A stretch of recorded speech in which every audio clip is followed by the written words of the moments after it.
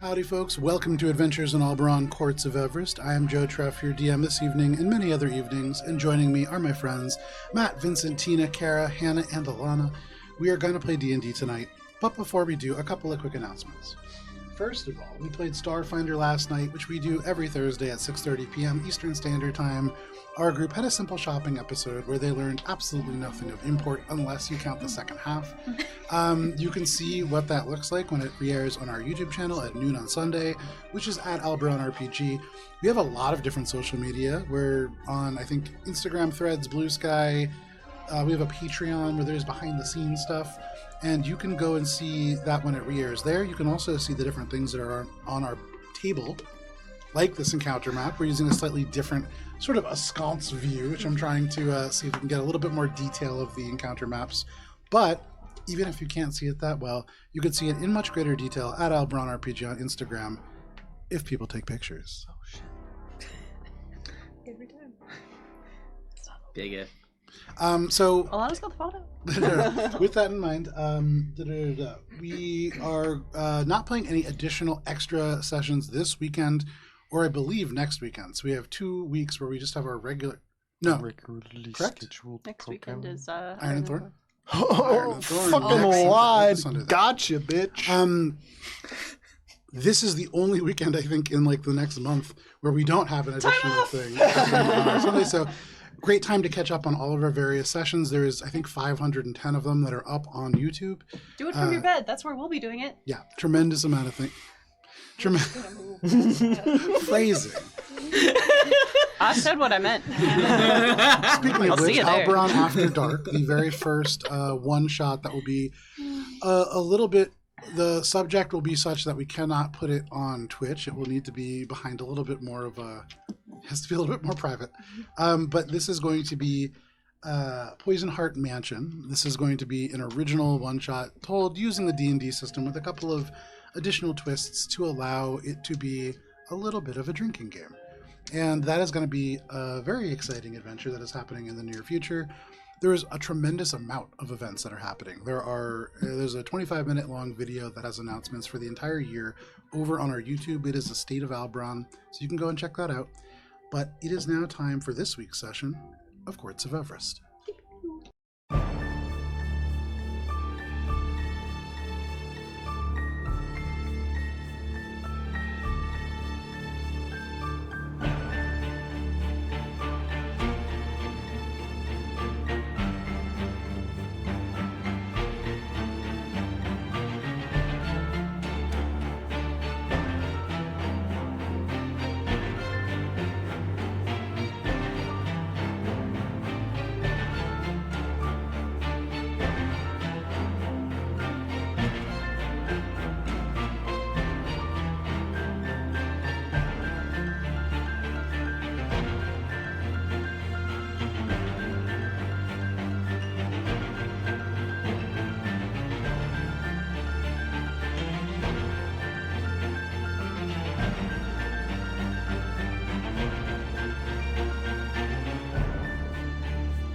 Secret. And to you, Kara, for the recap. Off screen, Matt just said something that also belongs in Alberon After Dark, and I just want everyone to know that. I'd like to also make it really clear that it's not porn. Alberon After Dark is not porn. Nice. Wandering Hearts. When last we played, we made our way into the home of the Madam of Dark Reflections, an arch-fae lady whose domain is mirrors, it seems. These mirrors lead to different planes and places. But on our way towards her, because it was just a simple dinner invitation and nothing more, goddammit, we passed a sword on a plinth that was so polished it seemed to absorb the darkness around it rather than reflect light, with a strange crescent moon tip. Behind us, Ori, his sister, and Euthelius were all caught by a wall of shadow and spent the intervening period outside doing stuff. Who knows what? But we are surrounded by giggling will-o-wisps who take control of mushroom mounds, causing puffs of spore-like clouds to blind and poison us alternatively. After dispatching them, however, we made our way forward into the central hall of mirrors.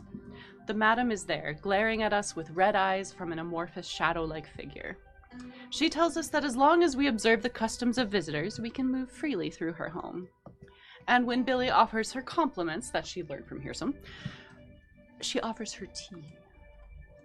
And perhaps it is not the wisest thing to invite the lady to dinner. Once she leaves us, we decide to rest in the central chamber, with Alina conjuring us food and the rest of us taking a much-needed short rest because, again, it was just supposed to be dinner! But after resting, we are given leave to head towards the room that holds the container, where the pact is theoretically being kept. Did we eat? Did we eat? We Eat did. what? We ate our own food. So, Was that you? I don't know if you did. Oh, did you? We don't know what you did. You were outside. I got some jerky. The container is a sphere, and inside it supposedly contains the pact, but outside it is covered with arcane glyphs and engravings in Elvish, Sylvan, Celestial, and Common, proclaiming the pact itself and that it is an anchor. We discover that many of the other locations of the anchors were previously visited and destroyed in some way by us. And Mika ruminates on that for a bit, as the rest of us tried to discover some way to get into the container. Eventually we realized that the rooms itself around the sphere would provide a way for us to activate the mirrors towards the container, thereby opening it. The first portal leads us into the Shadowfell and the Mercandraw. The second to a grove in the Feywild, dedicated to Neuralis Anilor, an elven god of longing and lost things, which, unfortunately, the grove we desecrate by turning the mirror to face the container, breaking the Druid's Grove spell on the location, much to the distress of Alina. But it is something that supposedly we must do. The third door seemingly led to a closet, which was actually a sarcophagus, thankfully, so there was a little bit of magical portal dealing that we just walked through the dead's house, which was fine. But we entered to realize that each sarcophagus had a name of some sorts in Infernal, which Rez helpfully read for us. This place is seemingly part of the Shadowfell, but with no visible mirror, Minka walked up the stairwell, taking us through another chamber with padlocked doors and further upstairs towards a silvery light. And while we walk up the stairs, we hear the clink, clink, clink of padlocks opening behind us and spindly figures stepping out. And that is where we begin our session. Very nice. There was a lot that happened last week. Yep. That was a great recap. Thank you. I miss it. For you, Ori, and for your sister and their bodyguard and Euthelius, you all can hear the of these padlocks as they all open up. From the bottom of these stairs, you have 10 feet of movement till you get to the level that your miniatures are on. Let me go ahead and pull up our battle cam. You can see exactly as you see there, the doors have swung wide open, and you can see all these skeletons now take these steps out. Many of them wearing this heavier kind of armor, old leather that cracks and creaks as it moves. You can smell, there is like dusty old flesh and the smell of like stale, almost mildew that kind of roams off them. And then right near Rez and Billy, behind you, the doors open and there is a slightly different sensation. These two skeletons, very similar in makeup physically at first glance, seem to almost have these shadows that lick out of the eye sockets proper. And they are the ones that begin to almost breathe and speak. But in this moment, can all of you please roll for initiative? Who is being freed tonight? See, that's why you wait. Yeah. Damn. Thanks for rubbing it in again. Okay, anybody natural 20? 25 to 20. I think I have 23 or so. Let me Okay. check. Anybody else 25 to 20? Yeah, 23. Okay. 20 to 15. 17? Okay. 16. 17 for Cheshire, 16 for Minka. Okay, and then 15 to 10. 10. 12. 10 for Alina. We have 12 for Billy. Oh, buddy. Buddy boy. And then 10 to 5. Valis, where are you? I'm at 3. Oh. Still not in the end of this entire journey. Yeah, because everyone is just hanging out The at rest the of the bottom of the allies all stairs. rolled ones. So, the way that this works out, Ori is starting us off, then the Shade Keepers will go, followed by Cheshire, followed by Minka, followed by Billy, then Alina, then the Shadebound Executioners, then Valis, then Euthelius, then Elleray, then Kaluya Alonza at the very end of everything, this Ember Sworn Artificer, all 3 of your allies tying with natural ones, which was very convenient actually in terms of the turn order. But this begins with Ori. Ori, you are at the bottom of the stairs. Your ally is mostly behind you. As you take the first couple steps up, you can hear the of these opening, and you can hear the sounds of raspy throats. What are you doing? I'm gonna go up the stairs so I can see what the fuck's happening. Sure. You climb up 10 feet, and as you do, you get to the top, right next to where Valis is. Or right at the... Sorry, my perspective is a little tough here. Right next to where Alina is. Where I physically am on the... Yeah, the you map. get up right Okay. next to where Alina is, and you can see there are skeletons all around you. And the ones directly in front of you, These shadows motherfuckers lick are from lower. outside of their eye sockets. So these guys are still down below, Yeah. right? Okay. All right. Well, I'm gonna be like, "Oh, I found you!" Oh, and see the imminent threats. I'm gonna make. I guess I'll make an attack on the one that's here near Cheshire. Okay. Yes, absolutely. I don't see any others that are like more threatening Sure. in any particular. Go ahead, make your attack roll. What are you attacking with? I'm gonna use my crossbow, Okay. and I'm gonna make a bonus action insightful fighting to get the old Advantage. advantage. Sure. So it's against it's an insight against its deception, and it's a 14. cool. It's like a 20-something. Very nice. Yeah, easy enough.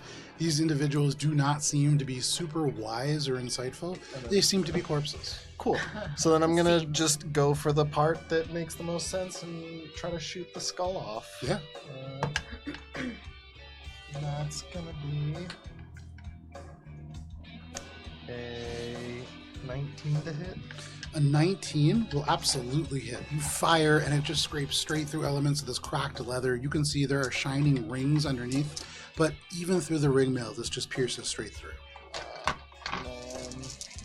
I'm not gonna do any extra stuff. I'm just gonna do the sneak attack damage. It's gonna be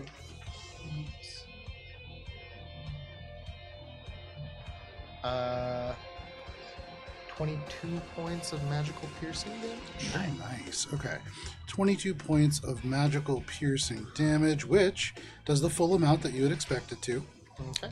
And that's it for me. Okay. Second here. That is that's number 3. All right. That is your turn, Ori. Are you just staying right at the top of the stairs?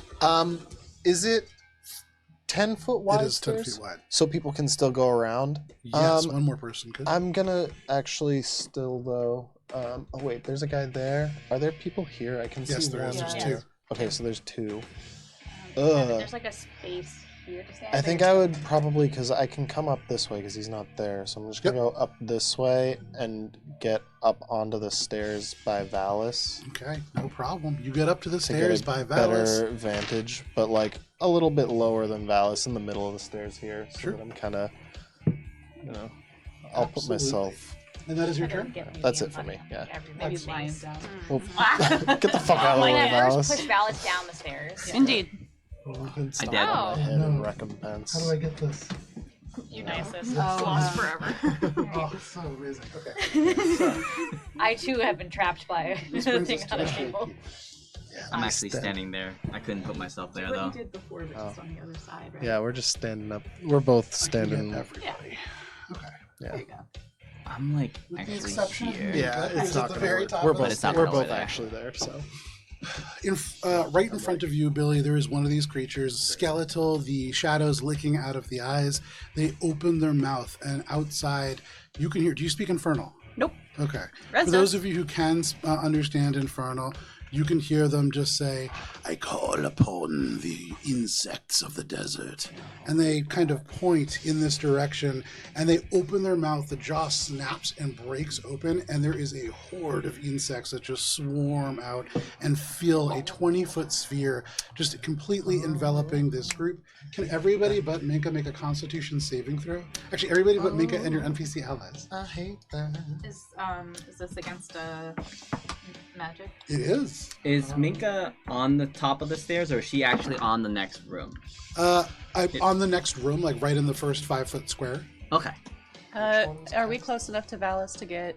Am I close enough to Valis to get help? I would say Ori. I'd say Billy is, but not Alina. I'm Yeah. here, but Yeah, I just we're couldn't both put below. myself So yeah, there. Ori and Billy. Okay. Is it this one casting?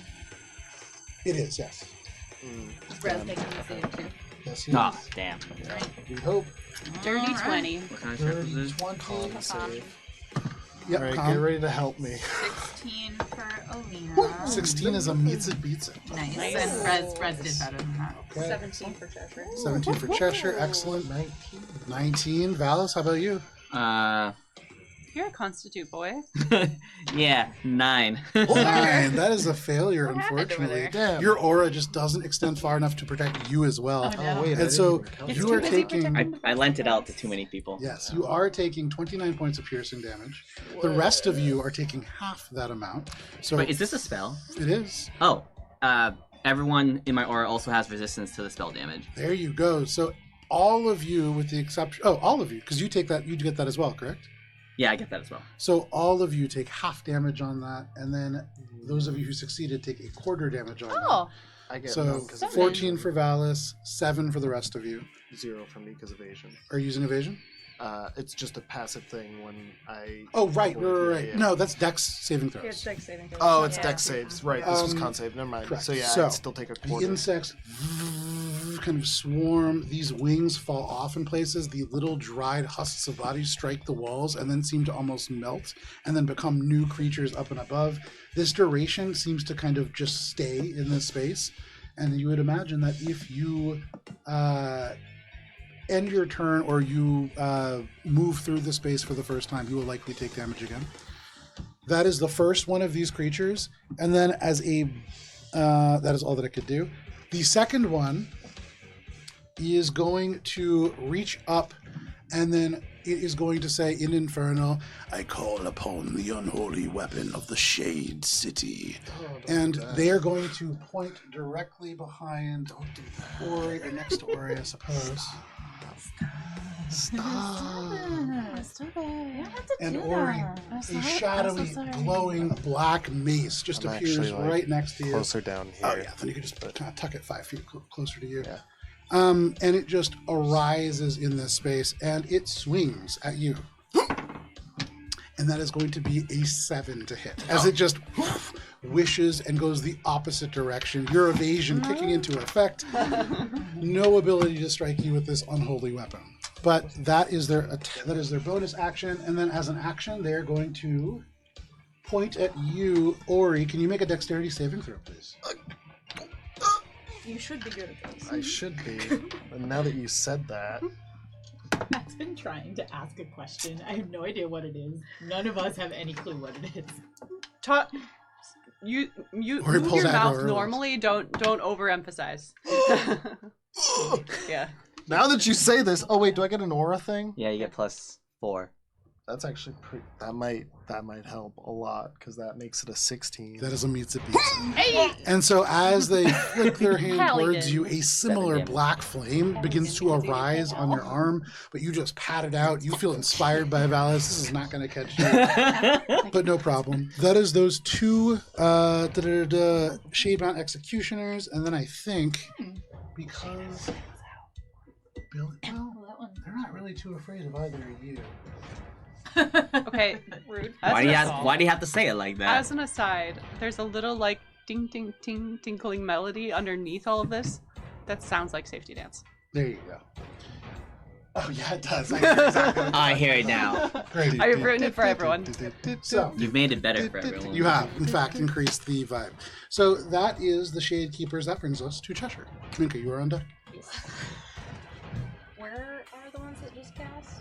The ones that just two cast kind of ones. tucked around in this direction, and that one, they're the ones that are dressed in like little witch outfits. Yeah, With the pointy hats. yeah, the pointy hat We're ones. skeleton witches. Skeleton witches. Okay. I like that. I'm going to cast Confusion just to see what this does. It is a 10-foot sphere, radius sphere. I'm glad I moved from the spot that I had previously been in.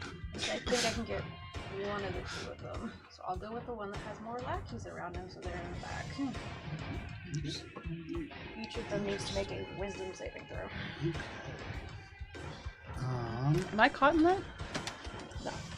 And so that is centered. Center in there. Okay. Okay, so that is going to be two regular ones, and then one of the ones that cast things. Because of course they definitely Okay, so for the first two, who are just these regular old Do skeletons, better and clump up. this is a wisdom save. Yes. Oh boy.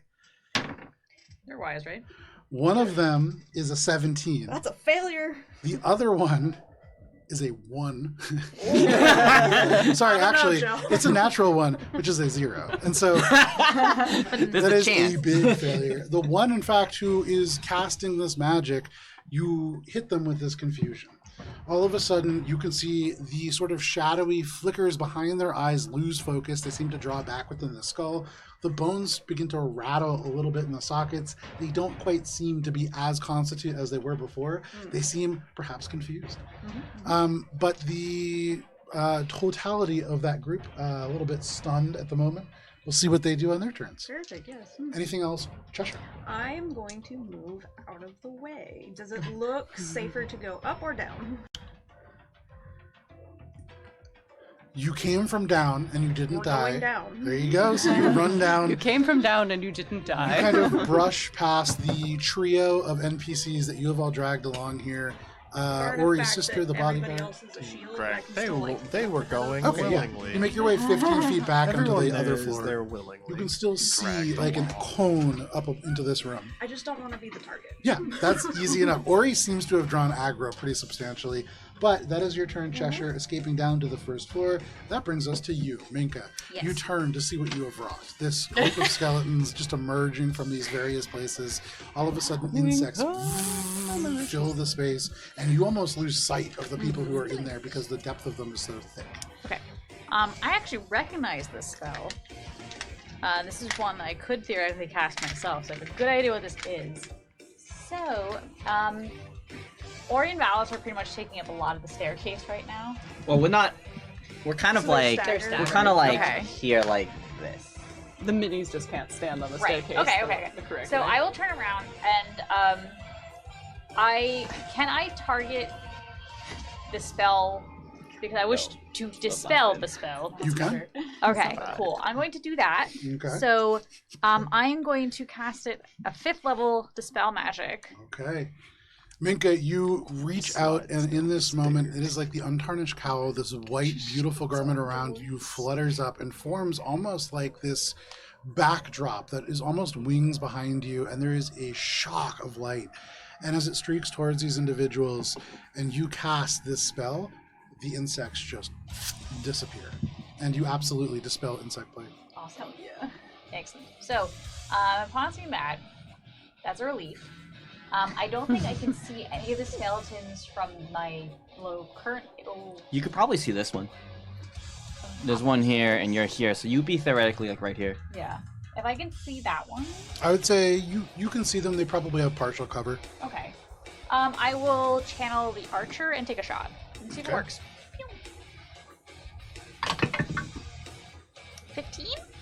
A 15 is a Oh miss, wait. unfortunately. It's 16 now. I have a plus 4. Oh, it's 11 spell attack. 16. A 16 is a hit.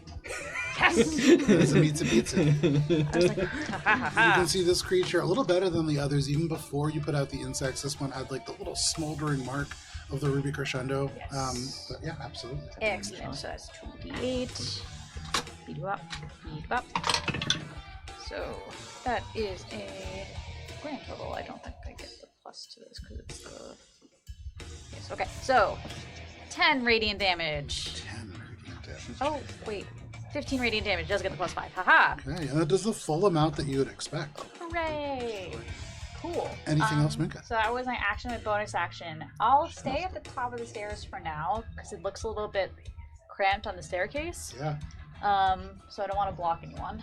And that'll be my turn. No problem. You look around, you can see up here, there are all kinds of offerings that have been left behind. You can see there are like bits of old stale food. You can smell like a little bit of spoil coming off some of it. It hasn't been changed in a good amount of time. You smell stale incense. You can see there are some nice things here. In fact, Minka, I would say to your eyes, you do see on one of these kind of offering platforms where there are little pots and other vases hung around one of the vases, a beautiful gold and ruby necklace, and the ruby glows. It seems to be having almost this pulsating light. It has little, it's resting on a beautiful pot that looks like it was made out of stoneware, perhaps. But you see that and some other treasures besides. Okay. That is your turn, Minka. That brings us to Billy. Alina, you are on deck. Somewhere an awakened cephalopod is screaming at the trap. Right. Billy.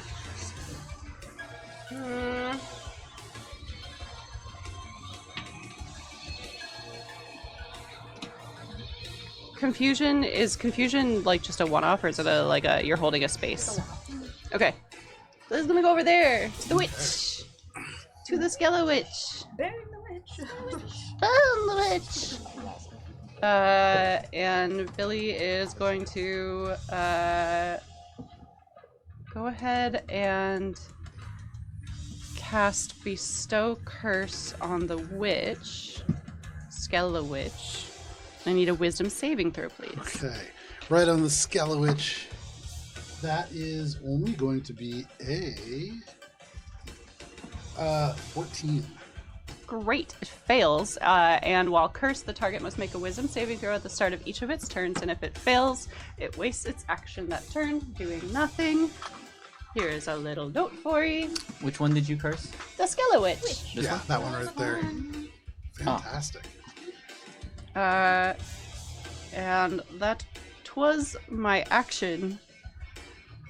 They were confused before, but they look even more confused now. They're having a bad day. Having a bad time. They just woke up. A lot's happening. And as a bardic, we're just going to look up at Valis and say, a little bit of help would be nice. Oh, no. Tiny The bardic. tiniest bardic inspiration for Valis. That is your turn, Billy. That's my turn. All right, that brings us to Alina. Do the cages that the skeletons came out of go all the way up to the ceiling? No, there's like a little gap, about like a foot or two perhaps, that is between them. So I can't stand on top of them. You would need to balance. But if there's only a foot between the ceiling and the... I guess you have to balance and scrunch. Yeah, Yeah, it would not be functionally very appropriate. No. All right. Well, in that case, I'm going to fly, but not to stand on one of those. Okay. I'm just gonna also try to get out of the way. I'm gonna launch up into the air here. How high is the ceiling? The ceilings here are only about 12 feet high, so very narrow. You kind of pronk up and go 4 feet into the air.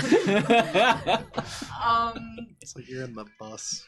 Okay, I'm Jump actually on then a I'm not gonna fly. Okay, fair 'cause enough. I can see how high the ceilings are. Yeah. I wouldn't have done that if it. Yeah. Okay. All right. Well, I am though going to just move out of the way of the people that are coming up the stairs. And these are skeletons too, right? Yeah. Like they're all okay. Yep. She's like, oh, hey guys. And she's going to cast Wall of Light. And I think I should be able to hit all 3 of them. Yes, you can. Okay. Alright, so that's gonna be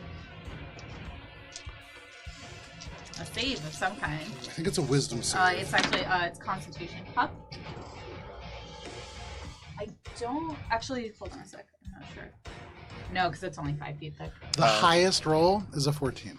And Neat. so I believe all of them fail. They do, because it was DC 19, so they each take 48 radiant damage, and they are blinded until, for 1 minute. As light just expands across, there's these bursts. And for all of you who are pretty used to bright light with Minka kind of casting his glow pretty often, even for you, this is a lot, especially in this dark space, especially in the Shadowfell. And then almost instantly, it's almost swallowed half a step as the darkness kind of crawls across it. But it does deal full damage. All right, so that is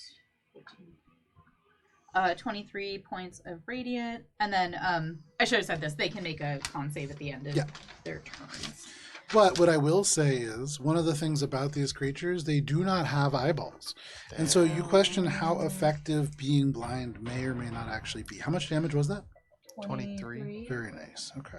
Does it do the amount I would expect? It certainly does. That's so good. Just the exact amount, though. Uh-huh. And then she's Therese. She's gonna be like, all right, buddy, it's go time. Go help Billy with that scaling witch. All right, I got it. And he begins to fly. So he goes over, takes the help action? Yep. Excellent. Billy, you see Rez just pull up alongside. That is your turn. That brings us to the Shadebound Executioners. That's a fun name. Damn. Well, they're shade bound, so they probably can't do too much. Maybe right? they're executing like programs. Yeah. Yeah. Yeah. They're Like an just starting executive. carefully. .exe. Yeah, actually, Blinded. They're Quotation executors. marks blinded. Blind. Hello. Blind. That can't move. Can fit space. I'll be right next to you. Where's my other guys here? The ones that are confused have to roll a d10. Yeah, I'm gonna do them last because they're confusing to use. Yep. 5, 10, 15, 20, 25. Excellent. Should have done the other guy. I'm like actually tanking, boy. I'm like actually up All there. right, and now for the other ones, that's guys what I pick was a saying. the top of it. For the ones who are confused, so we'll go with the easy ones first. The two who are simply confused. Roll a d10. D10, correct? Mm-hmm. Okay. The first one is a 10. The second one is a 3. The 10 can act and move normally. Okay. The 3 creature doesn't move or take actions this turn. Okay. So, Shadebound Execution number 5 just stares, drools a little bit. There's nothing going on behind the scenes. The other one seems to wave off elements of the confusion, at least for this next 6 seconds, and they turn ready to act. The one who is confused and cursed. So the way that I think that this stacks Well, the first, curse thing is a curse- Skello Witch, and it's not its turn, no? Oh, correct, right. It's on its turn. Oh, easy. Okay, great. So that one that does succeed and does get to actually do something is going to just walk up on Billy. Okay. You stepping up on me?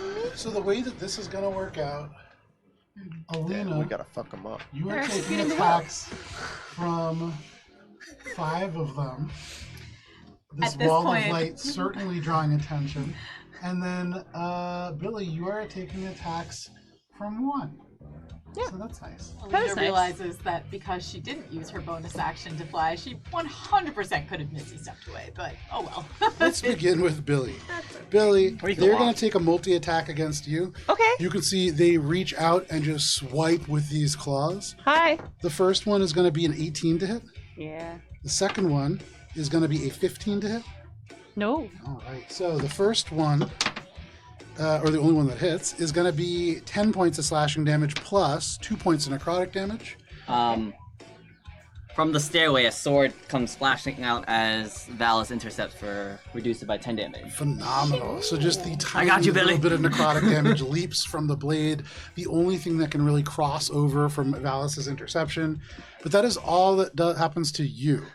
For Hey. you, I like this Yeah. turn. Alina. 2 points. The first one who kind of rises up that you blinded, you can see there is almost the glow that is emanating from outside of their skull, and then the darkness swallows it again.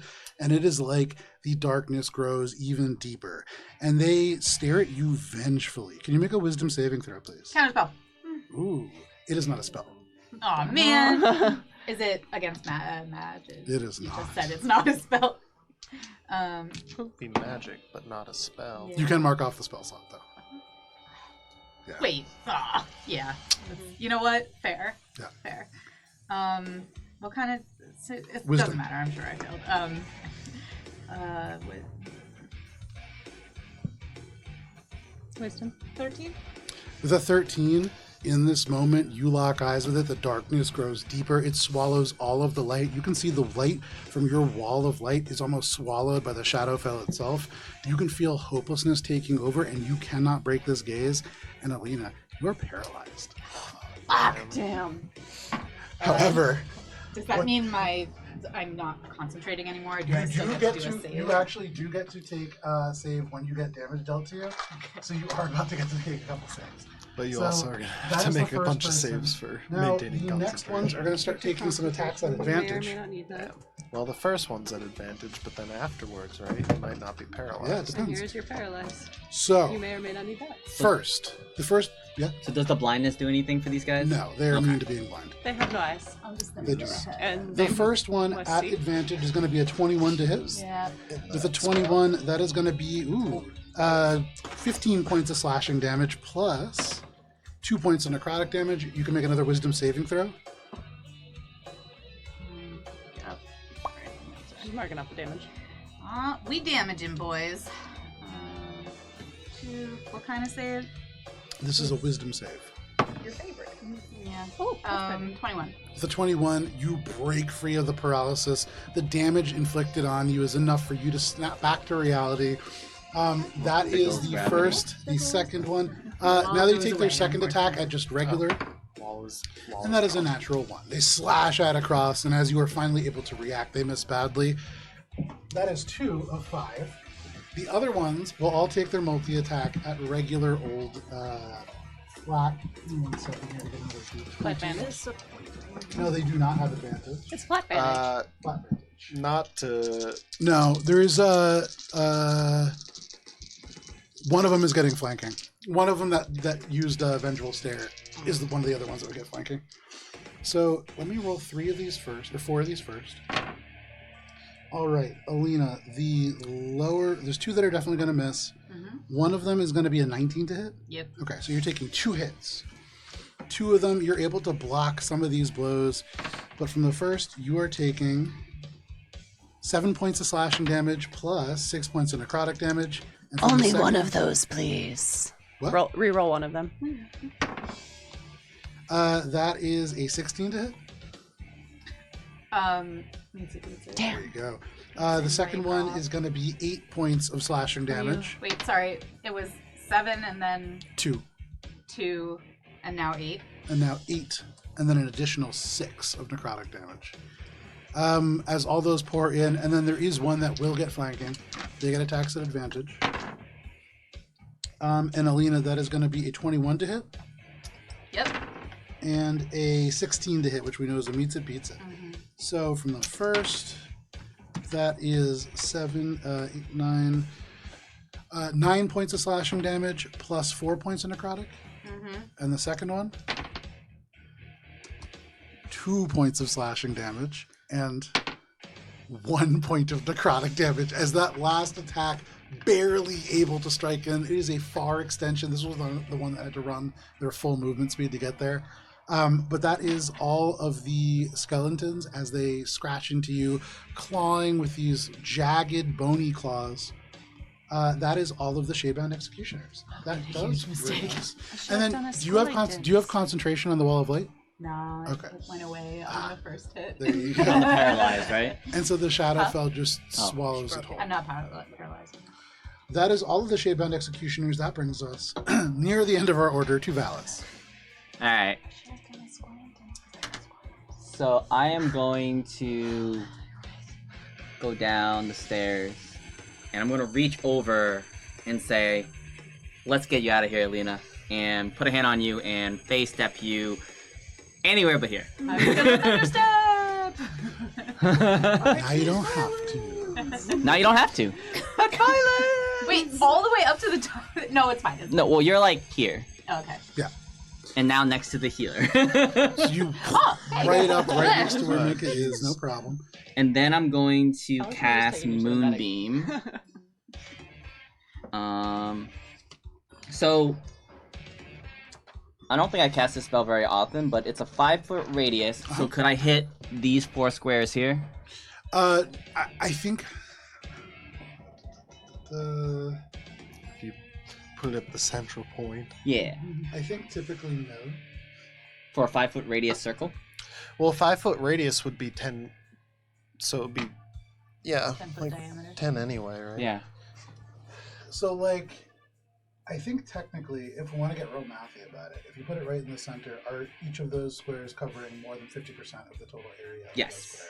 Then yes. Because if you think of it as square, the circle will be... Yeah, because if it's a 5-foot Curving. radius, it's going to have to Yeah. be 2 squares in any way for it to make sense, because otherwise it would be a 2.5 radius. Then over yes, 1 we square. will. Keeping in mind, that does mean the same thing for me. Yes. Okay, no worries. So go ahead, that is on all 3 of those? Yeah, I'll cast it at 3rd level, and that will be a Constitution saving throw. Okay. So those are 3 of the Shadebound Executioners for con saves. Wow, that's pretty good. On the lower end, that is going to be a 18. That meets it. All right. So they'll take half damage. So 20 damage. So 10 radiant damage to the 3 of them. Yeah, because this Alright, so is that's- this is like, I had a spell like that. You said 20 radiant? Killer. Yeah. Halved? 20 radiant, half to 10 radiant. Okay, excellent. You can see at least one of them is beginning to look a little bit rough. The rest of them, you guys have done, again, an excellent job spreading damage. Anything else, Valis? That'll be it. All right, this moonbeam going straight through all of these floors. There is no moon in this space, and yet somehow the moonbeam shines down. It is even dimmer than dim light around it, though. The Shadowfell swallows light sources here. But that is your turn, Valis. That brings us to Euthilius. So from where Euthilius is, there is a bit of a traffic jam. You can see the chains rattle in their holsters, but there's nothing for him to strike. He does see at the very top of the stairs these sort of like basically like knees down from Alina and not doing great. And so they are going to reach out their hand and they are going to speak "Be healed" and cast heal on you. Whoa. For Nice. 70 Heal is just points flat of tummy, healing. Aw, thank you. Angels? Who just did that? Euthilius. Oh no, I just did 70 damage instead. Oh! And I got brought to death saves. So that is Euthilius' turn. That brings us to... Oh man, this is going to be interesting now. This brings us to Ori's sister. So, Ori's sister is going to... Gosh, this is a stat block, huh? In what direction, Joe? I think the She combat, just met you guys. I think the combat might That she just met you guys is a wild thing to say. How powerful do I show them that I am? Or like, how much do I care if this spell I was gonna hits say, someone? how much do I care is more likely. Yeah. 1, 2... I guess if I show them how powerful they will. Or you're at the bottom of the stairs? I'm pretty much like here physically. Okay. So it's 1, 2, 3. I suppose Billy would be 4. And then Valis 5. Where's Alina? They don't see Alina? Oh, wow. Okay. So, She's gonna fucking TPK us. you can see they hold up this staff, this gorgeous staff that is carved with these intricate sort of almost scale-like patterns. And as they hold it out, for those of you who are near the bottom, I believe on the bottom is just Cheshire, you can see along their skin there is ripples of these arcane lines that form similar patterns before you see just trickles of blood along the base of their chin and these red scales just poke out through the bottom, almost draconic in nature. As they reach forward at the edge of this staff, you see a mote of fire that Alina You smell fireball just begin to emerge, and they hurl a fireball to the middle of this room. And not a single one of you needs to make a saving throw as they use a sorcery point to use careful casting and exclude Valis. They can take 5 people, so it's going to be their bodyguard, it's going to be Phileas, it will be Valis, it will be Billy, and it will be... That's everybody that they need. Oh, lovely. Not Ori. You don't need to. Oh, no, you're at the bottom. Ori as well. That was the 5th one, right? So, Ori. Damn. Ori saying Specifically fuck that fire, guy. and it just ripples through, but not a single one of you takes damage. Nice. Give me 1 second here. So careful. Such careful. It is Such a stealth. substantially Much careful stealth. casting. All right. In this burst of fire, which is a big burst, 20, 24, 26. There's 34 points of fire damage to potentially go around. Let me roll for my Skelly boys here. For the 2, those are going to be 2 failures for the casters. And then for my regular guys, I should have figured out ahead of time a way to do this. 2 saves. That's not great for my guys all around here. Okay, that is a total of 34 points of fire damage. Only 2 people saved. One of them is one of the casters. The other one is not. Insect Plague is already down. They're not concentrating on anything else. The spiritual weapon instantly just evaporates. This dark, kind of shadowy weapon just disappears. And you can see one of those 2 casters looks incredibly rough already. They're squarics. Not the clerics. Additionally, this skeleton, I keep saying skeleton. Because that's what the word is. I It's don't know. killing me. I don't know why. This one and one of the blind ones, we'll say this one, they're just evaporated by this fireball. It just explodes out, and you can see Alina at the base, another mote of fire appear as they ready another one, but that is all that they can do on the single turn. Whew, that is your sister. That brings us to her bodyguard. Is there room for them to move up the steps? I think so, yeah. Yeah. So they are going to clank up the stairs Clank, clank, clank, to join Valis. Are they clanking like Valis clanks? They do clank in a very similar manner, although the movement of the armor significantly smoother and a little bit quieter. You get the sense that they're not making disadvantage checks when they sneak around. They seem to be very capable of I don't know what that's infiltration. like. But surely the bones. They rush up The next bones to are you, clank. and they draw this sword, and they're going to start by making 2 attacks with Anarchy of Butterflies. The first attack is going to be a 21 to hit. What's that name? It's a great name. As they swing, that is going to be 10 points of slashing damage to the one that is standing next to you, Valis. I have so many numbers here. Jeez. So many numbies. I have so many numbies. Okay. Sorry. All right, that is 10 points. Then, with the second attack, they are going to do a 20 to hit, which will absolutely hit for an additional 10 points of damage. And then as a bonus action, you can see they touch this element that has this liquidized amber that is just bubbling away within their chest. And there is as a defensive field just emerges around them, and they seem to gain some temporary health. But that is going to be their turn. With every hit, Valis, you are standing next to this person, there is a burst of these amber-colored butterflies that begin to surround this individual, and you can feel as if each strike seems to build with power as these continue to grow. It is almost like there is something that is building and threatening to explode. You get the sense that there is something charged to this item. Similar in ways to the Ruby Crescendo that Ori uses.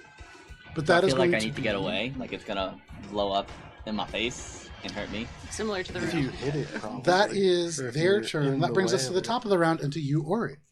Okay, so I've seen now a few of them who have uttered infernal and then proceeded to either like spit out fucking bugs or do some other fucked up magic at us. Yes.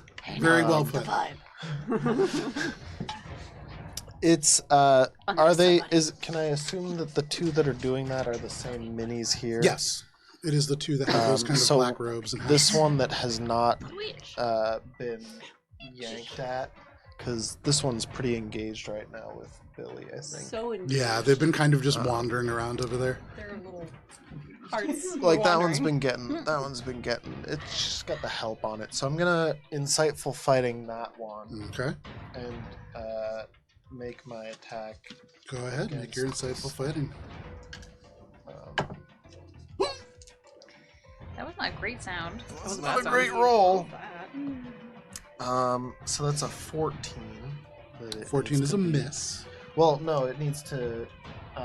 Oh, this is insightful The fighting. deception, My yeah. apologies. It doesn't really matter because that's going to be a 7, so you still succeed. Cool. All right. So then I make my attack. Yeah. Do I get elevation bonus from being on the I would say stairs? you actually, no, not from where you are on the stairs. Where your mini is keeps confusing me, but yeah, no, not from where you're on the stairs. Then I would just go up the stairs a little bit with my movement. From where they are when you get to the top of the stairs, so like these Like line if I up go 1 to 1, up to here. the floor would really kind of block it. You Oh, can't get okay. high enough to get an elevation bonus to Okay. not give them Then a I'll stay cover where bonus. I am. Yeah. And just make the flat attack. There you go. That's gonna be a. I believe That one was my fault. I'm sorry. it's 21 to hit. 21 is a hit. And that's gonna be a sneak attack. Okay. And also, if it's concentrating on a spell, it's a disadvantage to maintain that concentration. It is not. Their concentration long since destroyed. Either dispelled or otherwise damaged. My one? So that's um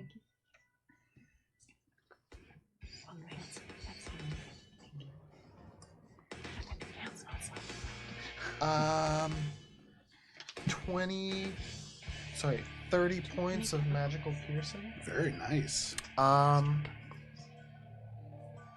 And it's not it's just casting with hands, right? It doesn't seem to have any It has a mouth. It's been like opening, but Right, no yeah, items. No. okay, then yeah, that's it. Okay. That is what you do. This creature looking really rough now. Both of them looking pretty bad for different reasons. But that is your turn, Ori. That brings us to the Shade Keepers. Almost as if on cue. Oh, you just dealt some fire damage to it, didn't you? No, No, you didn't. Almost just as magical if piercing because but I your did sister not did. use it.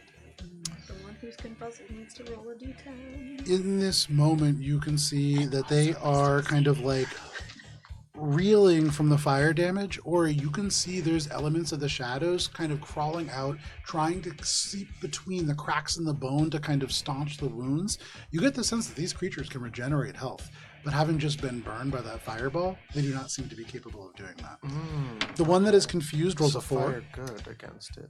Creature does not move or take actions this turn. There you go. In the corner, they just I made a drool, mistake. continue to go. "Ugh," but that is all. There's no infernal coming out of their mouth. The other one, however, is going to. It Definitely can't thought, see like, one Cheshire off in, like, anymore. one turn. It has No. not seen Yeah, anybody I'm cast realizing that magic now. who is on this The current effect floor dissipates. save. It's less than the creature. Yeah. I'm feeling silly now. I feel real Yeah, silly. that's tough. So Okay. That's there's rough. a spell slot I just used. I thought you were asking so that you could go in. So they saw Ori. yes, They're yes, down. and. I'm still Yes, like and. here. Right It's over like, yeah, here. so you can go close. Yep. They can't get to um, Ori, but they can Yeah, I get have to done. Billy. I have done a silly. That's okay. And so I also Billy, did a silly. this creature suddenly comes running around the Or less corner. silly. It is on fire. The kind of cloak and elements of its garments just licking with flames. It reaches out and it just towards you. And can you make a constitute? Actually, give me 1 second. Can you make a? You get +4.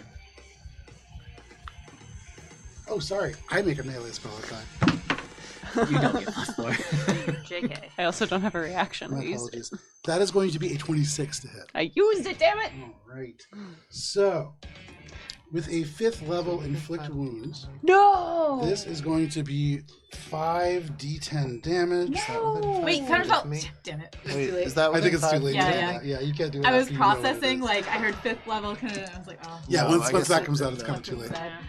Sad. Billy, that is going to be 7, I'm sorry. 10. So silly. Those are going to be 20. There's going to be 29 points of necrotic damage as they reach out and just grab you. You can feel the shadows reach out across you. The fire dies on their body, and they just pull elements of your life force away. Is this a spell? This is. You have resistance to that, so you only take 14 damage. There you go. So you get 15 health Yes. back. So question. Yes. Because I don't often roll my con saves because I often just fail them straight off. If the damage... oh no, it's a 10 or which... Never mind. There you go. Did you get? Okay. Did you have +4 to the... Oh, I did it! It's still up! There you go. Yay! Excellent. You maintain your concentration. You continue to curse this individual. That doesn't need to be cursed, but hey! This individual has Oh, grabbed you, just cast fucking up inflict left and wounds. right. That is all that the Shade Keepers can do. Is one of them is currently confused, and that brings us to you, Cheshire. Warlock, be silly. We didn't say we were smart. We just asked. Okay, make a stealth check. Charismatic. I only got them so far. It's a 19 on the die Charismatic. for a 33. What is your passive perception? Passive perception is 17. Okay. You hide, no problem. Just sinking into the shadows, and you are alone down in this space. But if anybody were to come down here, they probably wouldn't see you. Sinking into the shadows is what I call my days where I just lay in bed. That is your turn, Cheshire. That brings us to Minka. Billy, you are on deck. Alright, so... Valis has delivered me to Lena. Yes. You see as they get saw to the top. Euphelia's cast heal on her. Yeah. Special delivery. She's looking a hell of a lot better now. Yeah, so... Alright. Rush delivery. There's a lot of, like, chaos going downstairs. Okay, I don't think I We're can fine. see... No, we're anyone. I can see Billy, because she's just at the bottom of the stairs crying. I'm on the stairs. Okay, cool. So I'm going to guess, what do I have left? Because my plan was going to be slightly different. I'm going to run down the stairs, so I am next to Billy. Okay. Still on the stairs? I'm going to be still on the stairs, yeah. Nice, Vincent. Whiff. Okay. It's like the so trees all over again. I'm going to cast, I'm going to first switch to Chalice Form. Okay. And then I'm gonna cast healing cure wounds at first level Very because not a ton of spell slots left. Do. Okay, Who's it for? Billy. I don't need it that much. You don't need that much. I don't need it that much. Billy, you would look at Billy and she's just kind of like banged up. Okay. She's looking a little more Billy-ish. Did anyone else get reps then? I got hit, It but was not mostly Alina. Yeah, Okay, I think we're all oh, just never kind of mind then. chilling now. Oh, okay. So The confusion did a pretty good pretty job deal. checking Okay, it in. so yeah. I'll go. And then I partially just made down- them extra confused.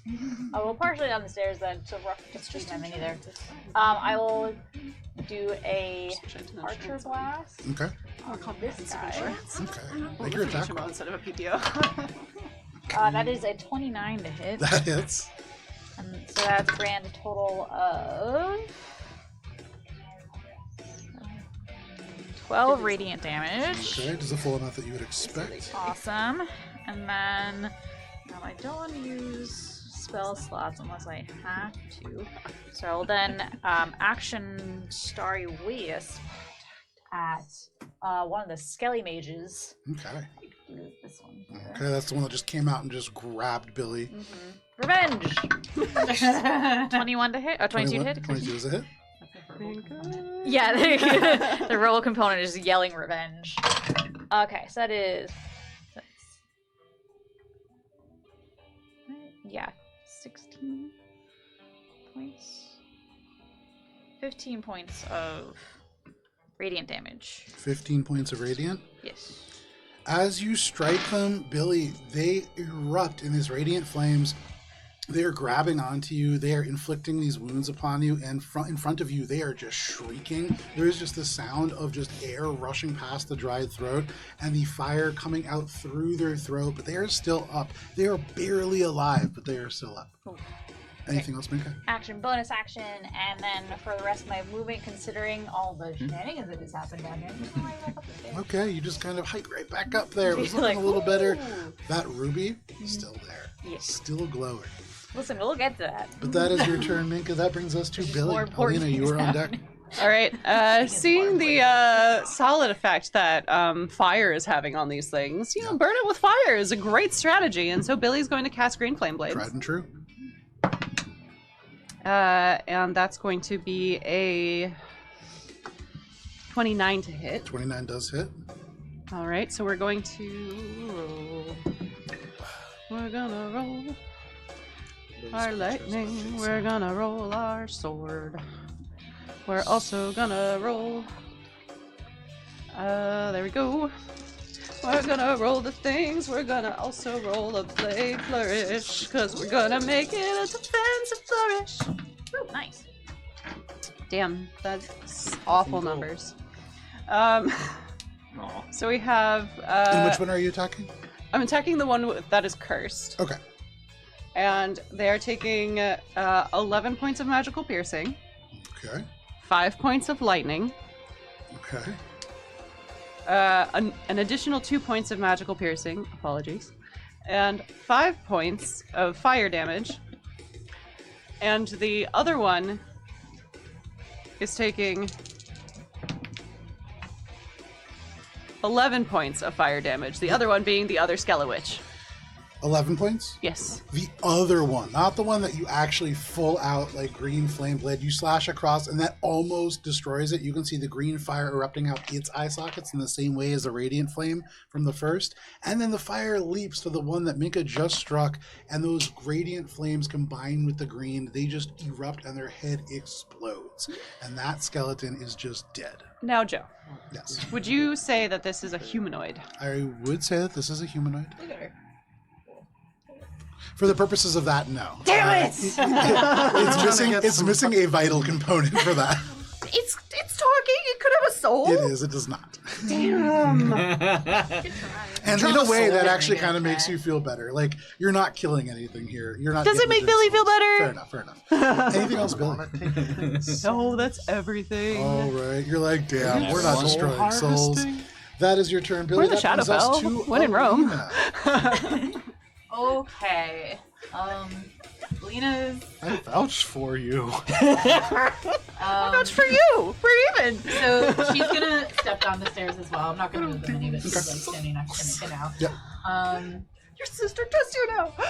And she's gonna go pew pew pew at the other Skelewitch. Yeah, go for it. Make your attack rolls. They are looking really rough. Take his So one frog. at a time. That's gonna be a 30 to hit. That is a hit. First one. Okay, so we'll just go ahead and do the damage so that we can reassess. So that's gonna be 10. Yes, 10 points of force damage. That is enough. As you cast that first Eldritch Blast, it just ripples through. You can hear Rez just go, I think we need some backup! And then just, it I just didn't roll an explodes and just rattles into bones. They just go, oh, never mind, you got It was that. from the previous one. Oh no, you're right. Oh, anyway.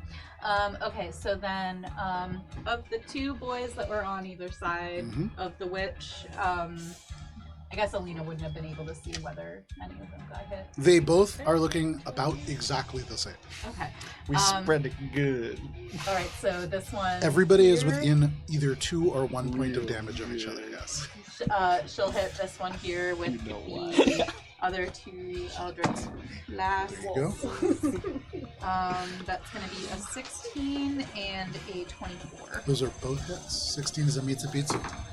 Oh, that's my We got the spicy Mitsubishis all that's going to be 26 points of force damage and 4 fire. No, and 5 fire. There you go. And it does the full amount that you would expect. Anything else, Alina? Yeah, Therese, she's going to be like, Fuck them up. Just keep helping. Just keep helping. It's like what I was born for. Yeah. That is your It's the most turn. helpful demon. Rez continues to help. That brings us to the executioners. So Which first, one? the one that is confused is still alive. What? Someone's just laughing at me. Executed. Shutting down. 4, so I they should cannot have do done anything. Esquellingtons because they're esquires. That would be really funny. I don't think that they're esquires. They are estate lawyers. I love that.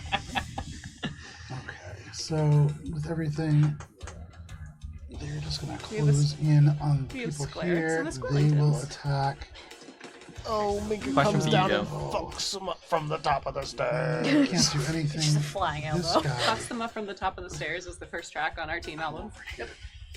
Okay. So Billy, you're going to be taking 2 attacks. Heard. Oh, I'm no longer. And then I this dropped off artificer is going to be There's taking no 4 more curse. attacks. Question for you, Joe. How does Moonbeam work in this campaign? I don't use the spell very often. Concentration So- checks remains in existence. You can use actions to move around. Yeah, when do they take damage? Because I think I wasn't sure if I'm Beginning realizing. of their turn while they're in the space, I believe. Yes. And does it also do damage when I cast it? Because the spell doesn't say. Yes, it does. Okay, so the 2 of the skeletons started their turn in the Moonbeam. They would have had to make a con save. So for them, pretty good. The low one is going to be a 19. Both of them will pass, Yeah. and they will take half damage Okay. from.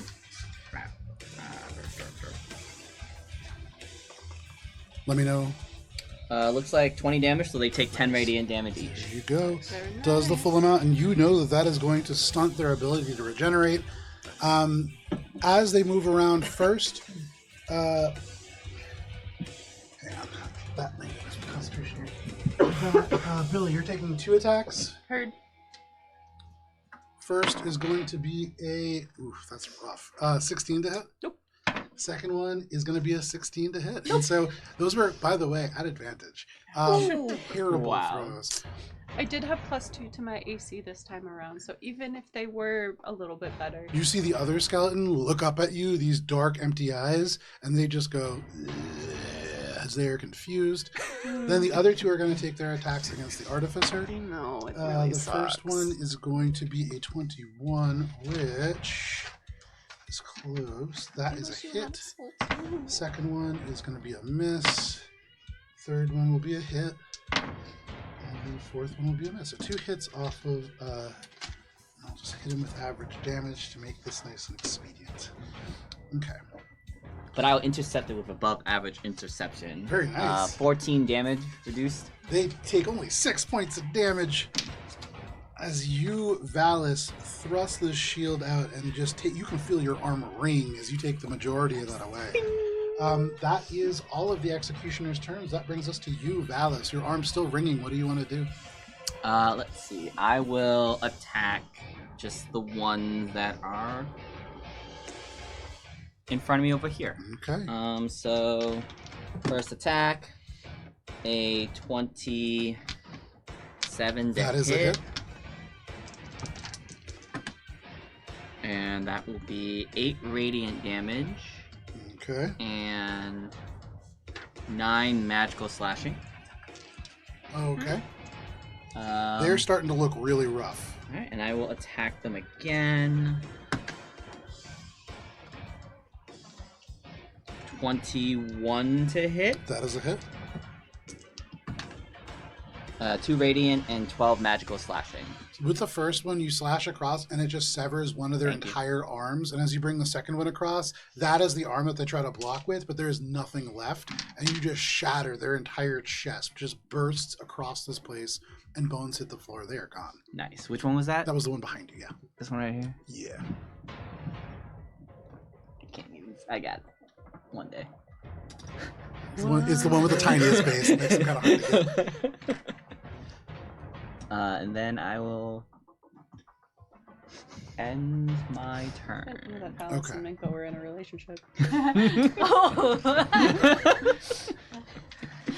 Down at the bottom of the basement, Rebound. Euthelius kind of takes 15 feet of movement back, and Cheshire, they are like nearby where you are. You can see that they are looking around. Their eyes almost always staring very intently, almost unblinking at most things. They seem to be looking for something. And they're going to use an action to make a perception check. Who is doing that? Euphilius. Is he looking for his mommy? He's looking for treasure. He looks around. You get the sense that he does not see you. He does not see whatever it is that he's looking for. And your passive perception is 17. He is murmuring under his breath. You do not quite catch what it is, but they seem concerned. That is his turn. That brings us to Ori's sister. All right.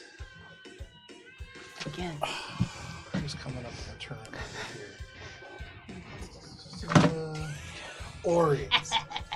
From the bottom of the stairs, they can just barely look at you. You can see they make eye contact with you. There are these scales that are coming out of their throat that are almost draconic in nature, but they pull this staff and they point it directly towards you, and in that moment, that fireball, you can see flicks and switches, and it becomes this whirling dervish of wind that leaps out and strikes you. And Ori, you are hasted. Oh, nice. That is going to be her turn. That brings us to their bodyguard. So, as an action, they are going Have a to... good chat outside. Sorry, I'm just gonna Apparently so. past you.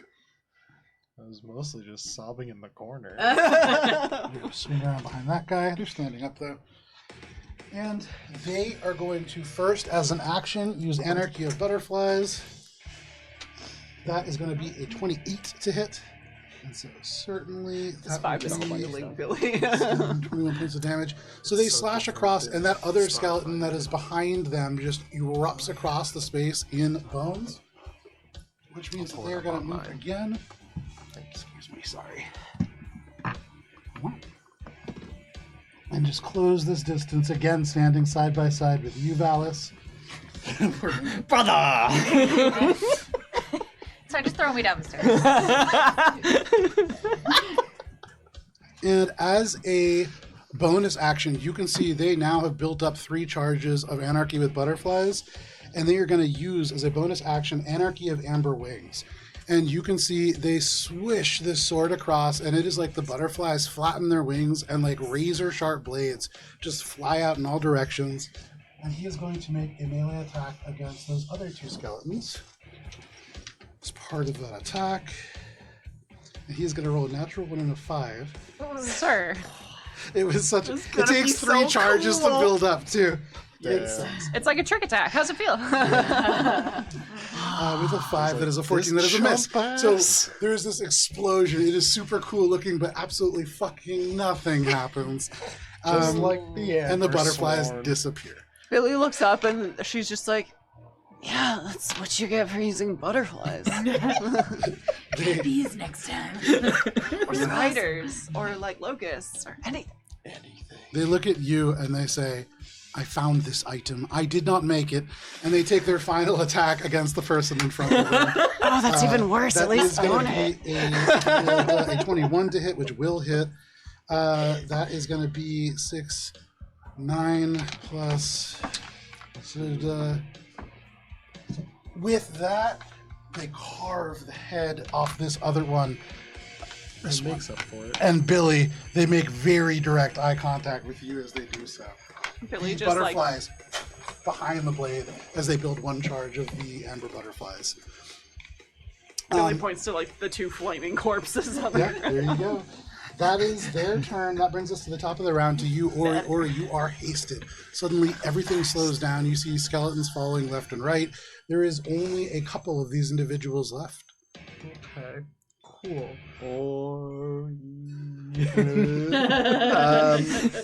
So there's... I just want to make sure. These 2? Is that it? Yep. Okay, cool. So I'm going to... I'm like still roughly here. So I think... Do I have an angle on both of them from You do? here? Yeah. Cool. The one who is behind the staircase does get cover, but you certainly have a free shot at the one that is in front of you. Okay, so here I'm gonna bonus action steady aim, Okay. and I'm gonna make my first attack on that guy. I have advantage. That's going to be 2 nat 1s and then a 16 plus, so 29 to hit. 29 is a hit. That's going to be a sneak attack. 2 nat 1s with what? With Elven advantage? Yeah. That's lucky. Yeah.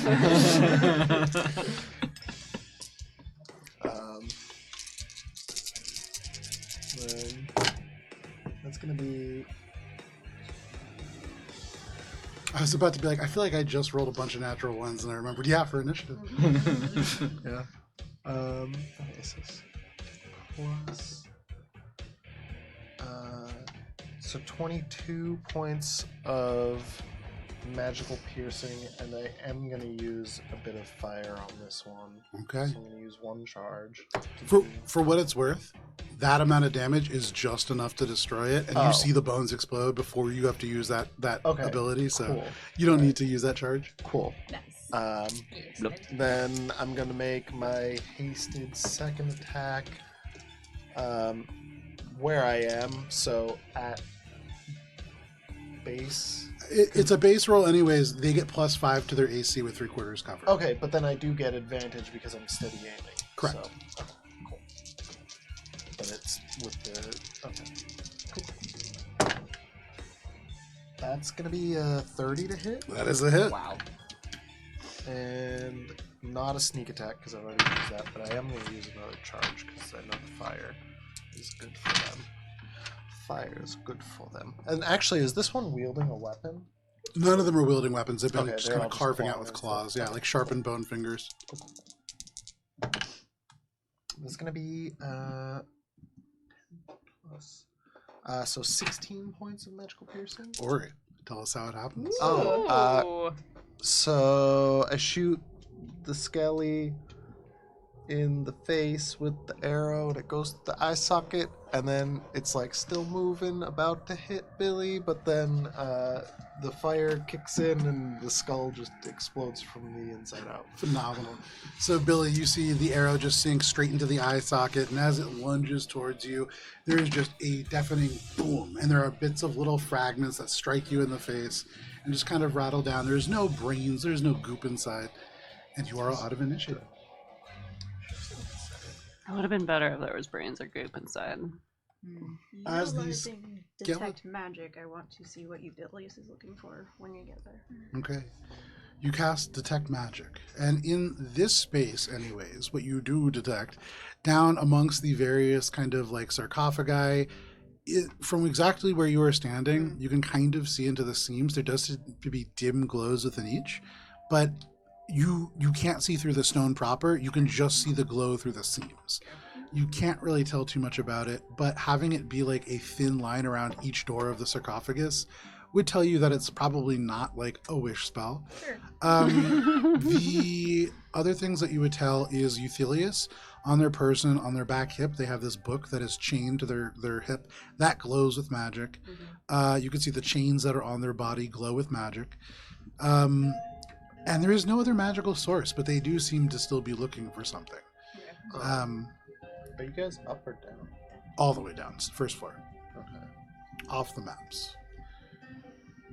For you who are up above, you can see behind you in this space, there is a warm, dry wind that is coming in, almost like that of a desert. And from where you are, I would say Minka and anybody else who is kind of Alina. directly on the staircase, Oh, you can see up above there are all kinds of things. There are these kind of room full of offerings, but central to all of that, on the far wall, as you like get up and turn around, there is a full-length mirror that looks very similar to the soul mirrors that you have moved, and it is on a pedestal that has in it a space for a crescent-shaped thing to be inserted. some sort of key. You also see a number of like kind of beautiful objects that are almost certainly artifacts or magical things. There are rings, there are all kinds of things here. But because it is 8:30 and a good place to take a break, as you all consider what you are doing next, we're going to take a break. There's going to be a countdown on your screen. I think it's down there maybe, or maybe in the... down there. Yeah. And so There. it'll be 10 minutes. You will see us back at the end of it. We'll see you then.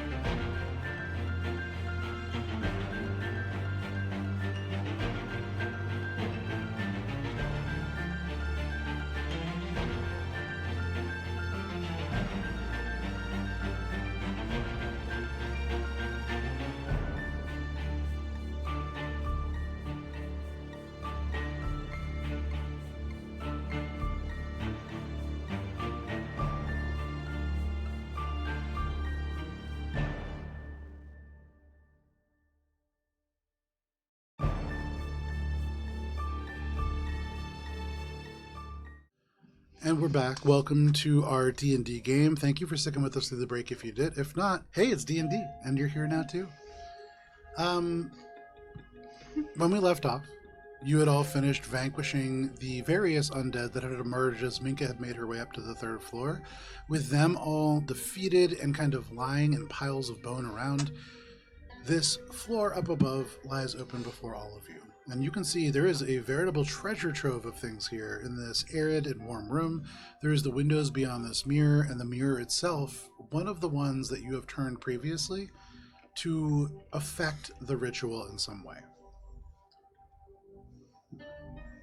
What are you all doing? This is a mirror we've turned already? No, No, we this is have- a the similar mirror style. is one of yeah. like the same. It's the same style. I went through the same.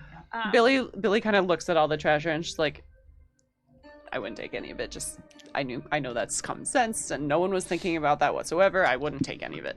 You see Valis' hand on something, and then he looks at you like, oh, puts his hand in his pocket. Just like, did you ever see that Bard production called Aladdin, where they're in the cave with all the stuff and use it? Is it because there's a that right there? Can That is sort of standing for an ornate silver chalice that is encrusted with black gemstones. You can see it's sitting atop a little like wooden box, and there's dried flower petals and like old ashes of incense that were left around it. Minka would like to look out the windows, but also as she passes by the amulet, she'll be like, look Okay. at it. She won't touch it, but she will make direct eye contact with it in a meaningful way to see if she can figure out anything about it. Make Because an that's our Arcana Arcana check, which I'm so good at, guys. Best skill. I sit down on 17. the top of the stairs With a 17, this is because magical. I'm exhausted. You get the sense that there is some kind of magic about this that will move you, or move whoever it is that wears it. Outside of that, it's kind of hard to tell. Okay. It's old. It's not of a design that you're familiar with. This is a stone that's been set into metal, and so it's not wire wrapped. There is a very fine degree of work that has been done. It looks simple, but it's very nice. And it glows.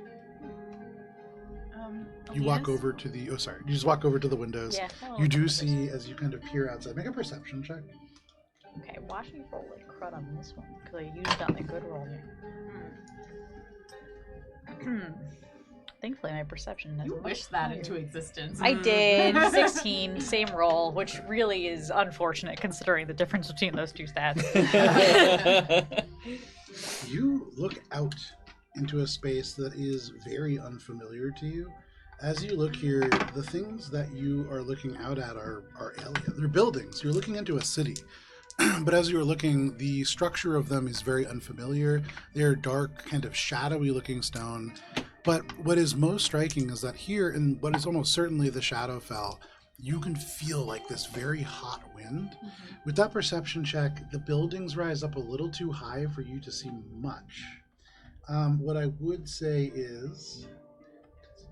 give me just 1 second to pull up my notes from the window.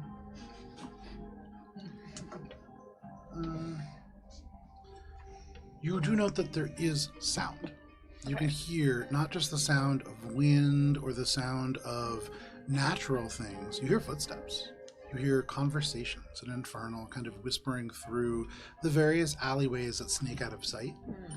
This is not just like a ruined, abandoned city. This is habited by something. Do you speak infernal? No. Okay. After Minka goes towards when she'll be like, I don't know where we are. Probably at Shadowfell, but there's people outside, I think. We all rush to the windows. You all rush to the windows. Alina notably To the does not rush windows. to the window. Are these yellow Well, chairs I wanna- as cushy as the minis look? They certainly are. Okay. Alina's gonna go sit in one of the chairs and like cross her hooves, and she's like gonna just kind of close her eyes and just kind of meditate on her. Like her face is very sad and like, you know, she's thinking about the last time she saw one of these mirrors. So she's not super interested in like anything other than just getting the hell out of here. Sure. Easy enough. Sure what happened the last time. Can I inspect the mirror to try to figure out what it's currently doing in its current orientation? Make an Arcana check. Who's making perception checks out the window? Me. Okay. I'm coming up the stairs now, I guess, since everyone's going upstairs. You make your way up the stairs. And I... There, 14. There's people. You don't see people. You see buildings. You see a very strange sort of space that is here. I thought I lost you guys. I'm glad we 11. caught up. With an 11, this is gestured in such a way that the mirror reflects out the window. Maybe somebody's just trying to burn a hole in one of these buildings. And There's no sun, so that doesn't quite make sense. is Hard it to tell. clear which way we would have to turn it to make it go towards the container? Yes, you would need to reverse its angle. Okay. Alina opens one eye, looks at Ori, kind of acknowledges, and then closes it again. Billy like turns around and is like, oh yeah, how did you guys get here? We took another entrance. We're on another Ended plane. up here. You're relatively easy to track. That's fair. Plane. That's very fair. Pretty loud. We did knock down a wall to get Yeah, here. I saw that. There's a lid to a sarcophagus. Cheshire is trying to figure out what Billy is looking at. Okay. Make a insight check. You've used a lot of your other options I here. have. Can I That's okay. look around That's at what okay. the fuck is 18? going on? Make a perception. Make an investigation check. With an 18, you look around and he doesn't seem to be able to see it. Sure. He also can't see you, it would seem. Right. And so knowing that with a stealth of 33, whatever they're looking at, you are not quite able to see. Okay. Or trying to look at. They're not successful either. I believe that's a 29. With a 29, Ori, you can't see anything. Euthelius down there by himself. Cheshire has run away. Wait, what? I believe Oh, he no, was no, investigating. he was up here. He's upstairs. Oh, you're upstairs. Yeah. Okay. So what was the check? 29. With a 29. All right, you're looking through the room. How do I correct? see below? Well, yeah, I just... see y'all. Because I don't have an idea really of what's going on, so I'm just you looking rise up around the at stairs. whatever people are looking at. Your eyes first come to an ornate silver chalice encrusted with black gemstones. You can see it set across like an altar over there. You see a glowing ruby pendant that kind of pulses with an internal light. You can see, held by one of these statues, there is a dagger, finely crafted, shaped almost like a serpent. Its hilt adorned with emerald eyes. You can see there seems to be other little trinkets made out of metal, kind of gathered around it. You can see that on the sort of finger of that statue, there is a ring. It is sleek, it is gold, it has a beautiful insignia of a cloak and scythe on it. You can see that there is a ceramic flask that is carved into a cognac-colored ceramic. Intricate kind of silver work has been inlaid along the neck of it. You see several chests, that one of which actually was kind of knocked over in the kerfuffle, and there is just chunks, almost fist-sized, of turquoise, just raw, that is spilled out upon the floor. You can see a number of other chests that seem to have kind of gleaming elements as well. You do note as well on one of these tables, there is a little pouch. It is partially open, and there is a glint of more ruby within. So this is an opulent place with lots of treasures, It both seems magical to be... and mundane. Yeah, it seems to be a place where things were either left behind or offered to the people who have been buried here. Okay, so this is a hallowed place. Relatively, like the person who's been laid to rest in this tomb, because we went through this like. There were several into people a- on the base floor, yeah. And Yeah. so, yeah, for them, sure. So.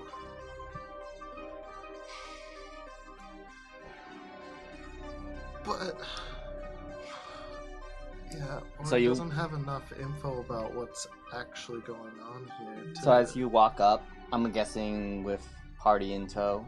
So I guess Ballas, as you go over, Ballas is gonna, wave you over and kind of start to fill you in, and he'll say, "Have you, on your way in, did you also all get a look at the container?" Did I I'm get speaking a to, look like, at- Ori Uh, and Did I and get a look Melissa at the Ray. container? The container for the ritual? Yeah. No, because you wouldn't have gone up through the focusing chamber. You would have come straight through the mirrors and kind of followed them into their most recent room. Okay. You wouldn't have seen that. So before we met up with you, we found what we believe to be the container. And the container held... That has the Guardian. Yeah, has the Guardian and holds the ritual. The container was surrounded by 6 mirrors. Okay. And... Did you have tea? Did you see the dark reflection? The madam definitely offered Billy some tea. We very specifically did not have tea. On purpose. Don't have tea.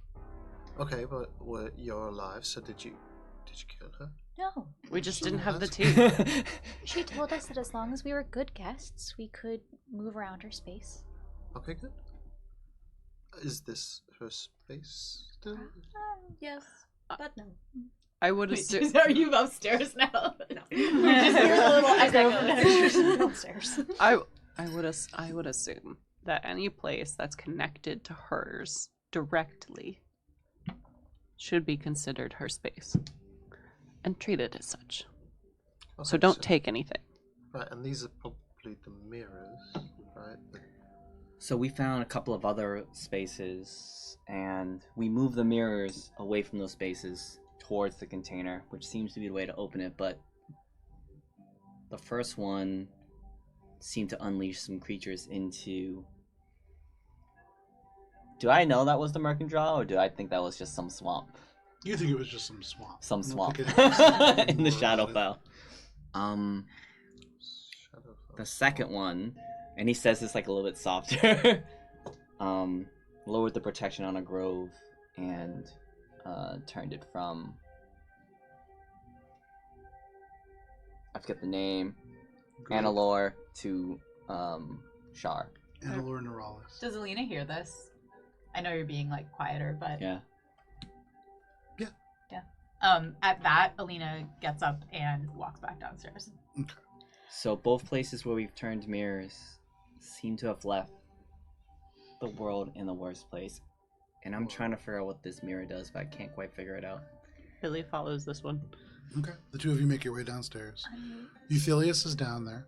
They turn, and for just a moment, their eyes cast upon you, and then they land on you, Billy.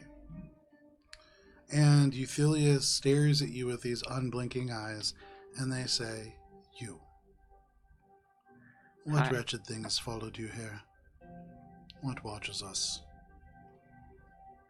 Why is it my fault? Because they're always watching you. It's a little difficult to come into Diamond Powder if they're always watching me. I don't know. Do you see a dog around? They don't take their eyes off you, but they say, "No. I see nothing." Then how do you know it's following us? What's there? You can see they like look around. This is somebody who like their whole thing is they see fucking everything. Are you sure it's not And just right Cheshire? now, they're having a hard time. But they continue to Well, look. that's They just just kind of Cheshire. wave you off. But they seem annoyed at you for sure. But you and Alina have made your way down here. I don't know what you want me to do about it. They just turn. So anyway, Valis. So, unfortunately, it seems that the augury I did earlier, the good and the bad, in order for us to access the ritual, we're gonna have to break some pretty intense enchantments that seem to be doing things. Basically, they wanted this to be as painful as possible to open, and it seems like we're gonna bear those consequences. If you don't want someone to do something, you make it very painful for them to do. Yeah. We have, most likely, already undone at least 2 directly. So, it looks like You we're said on you saw people outside? I heard people outside. They were saying something I couldn't understand. I go to look outside. You go to look outside. Make a perception check. I stand there for 6 seconds, and then I make a perception check. Okay. Minka will look also at the mirror and just be like, "That's a mirror." It is. That there? That's a reflective surface. Around it, you do feel this kind of electricity that you had felt around the other ones. This is certainly magical. That's a 30. Okay. With a 30, you peer out into the space here and make a history check. You can see really dark gray sort of buildings. There is weird angles to them. This is a very alien-looking metropolis. Do I hear anything? You do. You can hear shadowy whispers. You speak Infernal? You hear a lot of whispers you don't quite understand, but even at this distance, whatever you are hearing is far away. You're in a place within this metropolis that is very secluded. I don't get my thing, right? You do. Getting things left and right. That's actually big. It Get them went from things. being an 8 to being a dirty 20. Hey! Nice. You gotta ask. Gotta ask.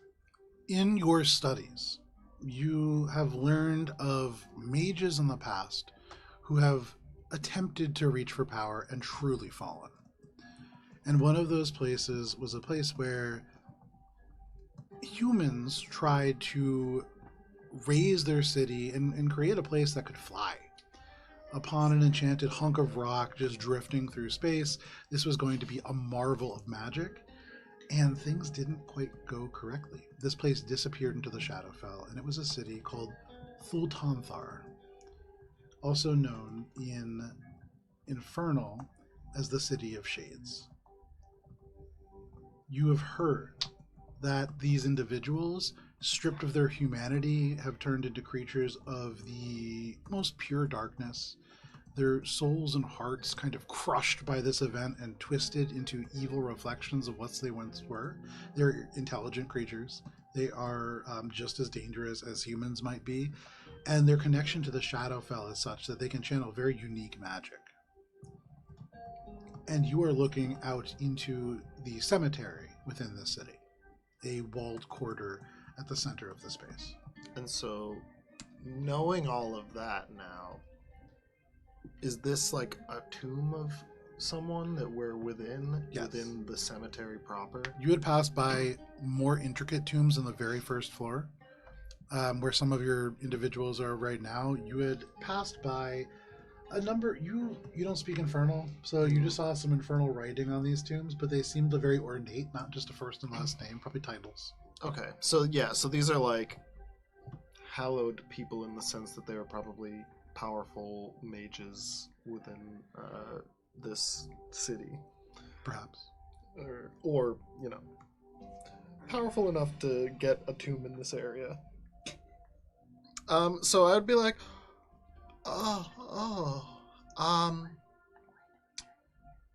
we are in a place called Thultantor. This is bad. Yes, it is. Unfortunately, we don't have another option. Unless you know how to break a fate-bound mirror arcane thing on an orb. It's Minka the malicious, not Minka the eloquent. Exactly. Exactly. Rory's a book anyway, so. What is going to happen when we release all of them? We're having this conversation. In theory, the orb opens and we see the ritual inside. And we'll fight the Guardian. That's all we know.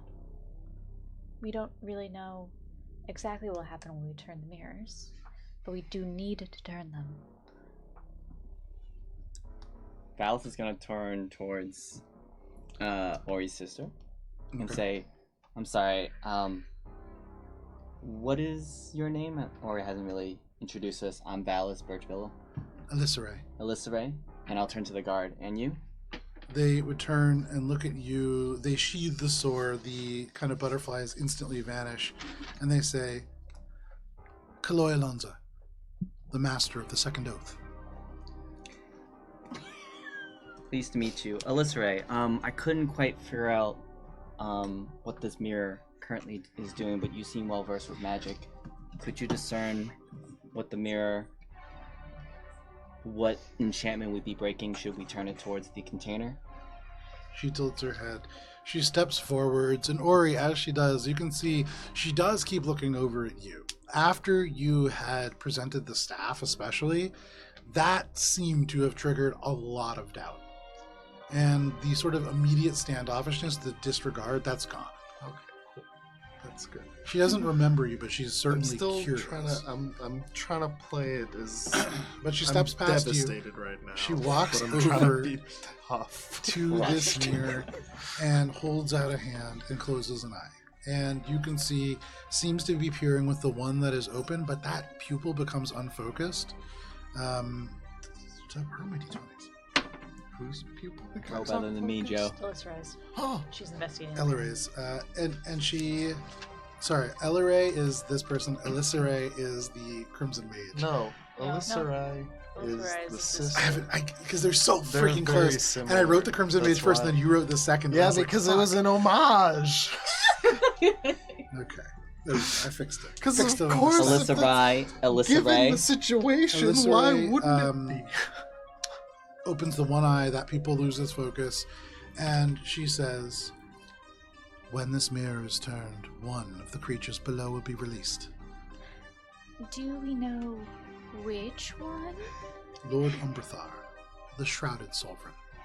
That does not sound great. It does not. But this place is not important to us. We have a mission to finish. Will we have to fight him? Probably, right? He's probably not going to be happy to be awoken. What if we leave really quick? That is what I would recommend. Okay. What? Oathmaster, if you wouldn't mind. And you can see, with the sword sheath, they crack their knuckles, they I'm walk gonna up to stop the him. mirror. I got this. The mirrors only seem to turn, and he takes out the mirror key with this key. That looks like a sword. You I can know see, it looks like a sword. for a but it's moment, key. they'd consider just pushing past you to turn it anyways, It but is they a kind of step bladed back. key. He's gonna turn to everyone and say, Go for it. "Are we ready?" No, but I don't think I will be. But I will move towards the stairs. Okay, I so think we should all move towards the wait, so stairs. you've done Sounds this. So you've done this before. So We're the in the last two basement. times, was it like someone jumped out and was like, "Ah, I'm back from the dead to come and what? No. What? Do No, I They told turn, you and what happened. The artificer says, "Lady Elissarai, Lady Elissarai, we should wait by the door." And they will take them by like the small of the arm and kind of lead them down. They will turn.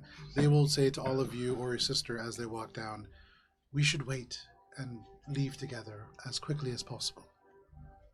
And they will go down to the first floor. Nicole will stay at the top of the stairs. Okay. All the NPCs currently on the first floor. Cheshire on the first floor. Who is staying? Billy on the first floor. We're Alina on the already first down floor. there, yeah. I'll stay up. So it is there just with the three Alice. of you who are now up on the top. I need a break from The having devastation. navigated. Damn, you've been Been away for a long time, a couple hours, and you're just like, God been damn like- it. Well, because it's like this fucking Oathmaster and sure. and I just got the fucking bomb drop. Sure. I gotta fucking deal with that for the last 2 hours, uh-huh. trying to go through this fucking. And now we're in the city of Shade. Siblings, man. Ugh. And not the cool shade like in the Valis, other universe. yeah. So Valis, what you doing? Not just like Shade. I'll turn towards Ori and make us the only one there. Say, "Are we ready?" Ori. We're probably gonna have to. We might have to run, but Okay, I don't want run. to leave everyone. I just want to make sure we all make it out. I'm good at running. Stab. Turn. You stab, you turn, and you are prepared to like put your athletics into this. This turns easily. This is more well maintained than other ones. This is in a populated area. People bring gifts here. This is probably a little bit easier. There's no rust or grime that is kind of soaked in. It turns very easily. And as it does, I would say, Minka, you were kind of inspecting this mirror before a little bit more closely. You feel that electricity shift. And whatever change is taking place certainly does. And in that moment, you can see there is a shift down on the first floor as well. One of those tombs, the one that is belonging to Lord Umbrathar, the Shrouded Sovereign, begins to glow brighter. Uh-oh. You guys picked the wrong floor. And then, as Run? soon as I Yeah. finish turning Okay. it to point towards the container, retrieve the key and run. Okay, you start booking it. Yeah. Billy just looks And that's over at it? Euthelius and is just like, was that the thing that was following us? I'm gonna stay, even though I'm technically a little bit faster than Valis, I'm gonna stay with him to make sure we both make it at the same time. Okay, no problem. I'm gonna go with them, but before I go, because I have a little bit of extra time, because I get bonus action dash. Sure. I'm gonna take a last look around. When that your happened, pockets. did anything else like appear to have shifted in? Like you said that Minka felt like an electrical shift, but Yeah. would I have seen anything to indicate? Like, because now I'm thinking, if this guy is left unattended and he's getting offerings and stuff, You have 3 seconds. we're just gonna leave this guy to come back to basically have a kingdom to rule over. Running down the stairs. You run down the This is stairs. how Ori dies, just thinking too Oh, hard. you rush down the stairs.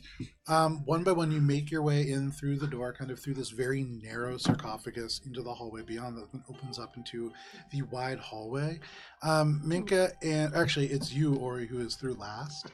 You can hear the stone of the sarcophagus kind of pop open. And you don't speak Infernal, but you can hear Infernal as it is spoken out. You can hear Thulinthor Kanastis Jatan. And then the door slams behind you. Rez, what do you say? Rez goes, Thulinthor shall join but then it got cut off when the door shut. It doesn't sound great. That's an old dialect too.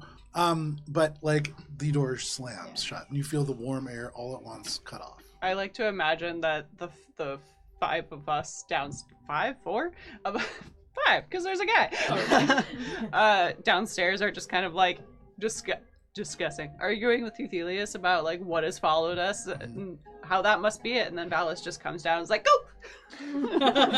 For just a moment, Euthelius does hesitate. There is an urge you can see for him to turn and fight this evil, but he does go. And all of you make your way before the door slams shut, and that path is, for the time being, closed. I know you don't like Euthelius, but Valis thinks he's a homie. There is a long, almost 100-foot long hallway that kind of leads back to the place where all the mirrors are. You can see the bright light kind of reflecting from that space. Or you have just like kind of rushed down this path to catch up with your allies. You had passed through a room on the other end that was just full of hundreds of mirrors. These mirrors kind of reflected to all other different places. Some of them a little bit bigger and more prominent than others in a particular section. And you had also seen a table with a tea set behind it and some other things gathered around it. But you rush past to go and catch up to your party, and that is now where you are all returning to.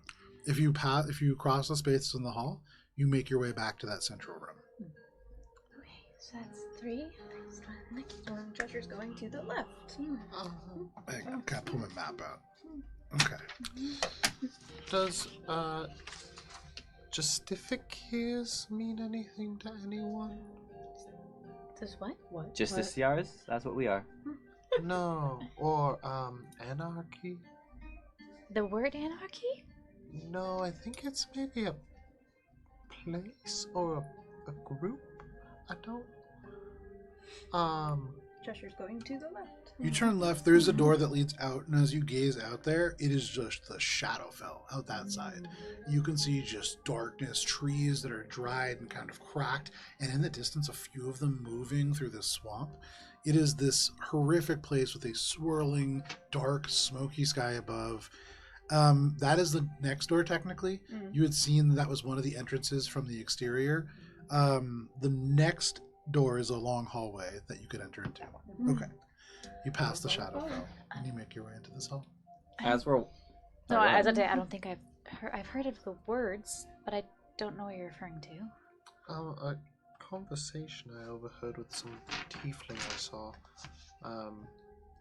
They said something about justificators was nearly ready and only take a push to cause anarchy to fall. Which sounded pretty. I don't think anarchy is like a group or a place. I think they literally mean anarchy will befall I suppose the area. that's true, but also justificators. That maybe ask your bead man. What do you want me to ask About You Boris? make your way down to the end of the hall, Cheshire. It's gonna be like the time that Billy tried really There hard is a to door, remember giant very hair similar to the economic other project. ones. This one, however, there is no light coming from beyond. There is no sort of warm air. If anything, it's a little bit cooler, maybe a little bit more humid. Treasure will stand to the side and bow. You push and the door does not open. It is a pull door. So you pull the door. And it opens to a flat wall of dark, nearly pitch black water. Unlike the last time that you did this, there is no gleaming light from above, but you do see trace amounts of light as your eyes adjust. What you are looking into, you are almost certainly looking at the bottom of an ocean. You can see hints of bioluminescent coral kind of clustered around. You can see there is bits of kelp that kind of just in the water here. There are tapestries. There's no tapestries. I look That down. we Is there can any see. flutes on the ocean bed? Make a perception check. What are you looking for? He's looking for Ori's flute. I said, are there any flutes on the ocean bed? Listen, you never know. 15. With a 15, you see no There's a crab fruits. in his And given the nature of this place, you're almost certainly looking into an ocean in the Shadowfeller Feywild, so probably not where the flute would be. But Hey, the No currents flutes take you here. places. That's This true. is through the next door. Is it like a wall of water again? Yeah, just shimmering wall of water. None of it pours out, none of it drips. It is just almost perfectly still. When you get close, if you breathe, there's a slight ripple across it, but aside from that, nothing. So we have to go through this. Minka's gonna hold her breath, walk through. How much is her glow penetrating? So you full amount. It just gleams in this space, and in the kind of periphery, you can see teeny, tiny little white silvery fish just away. Little tiny minnows. Very long, very flat. They look a little bit more like eels than minnows, but at this depth, bony fish don't do great.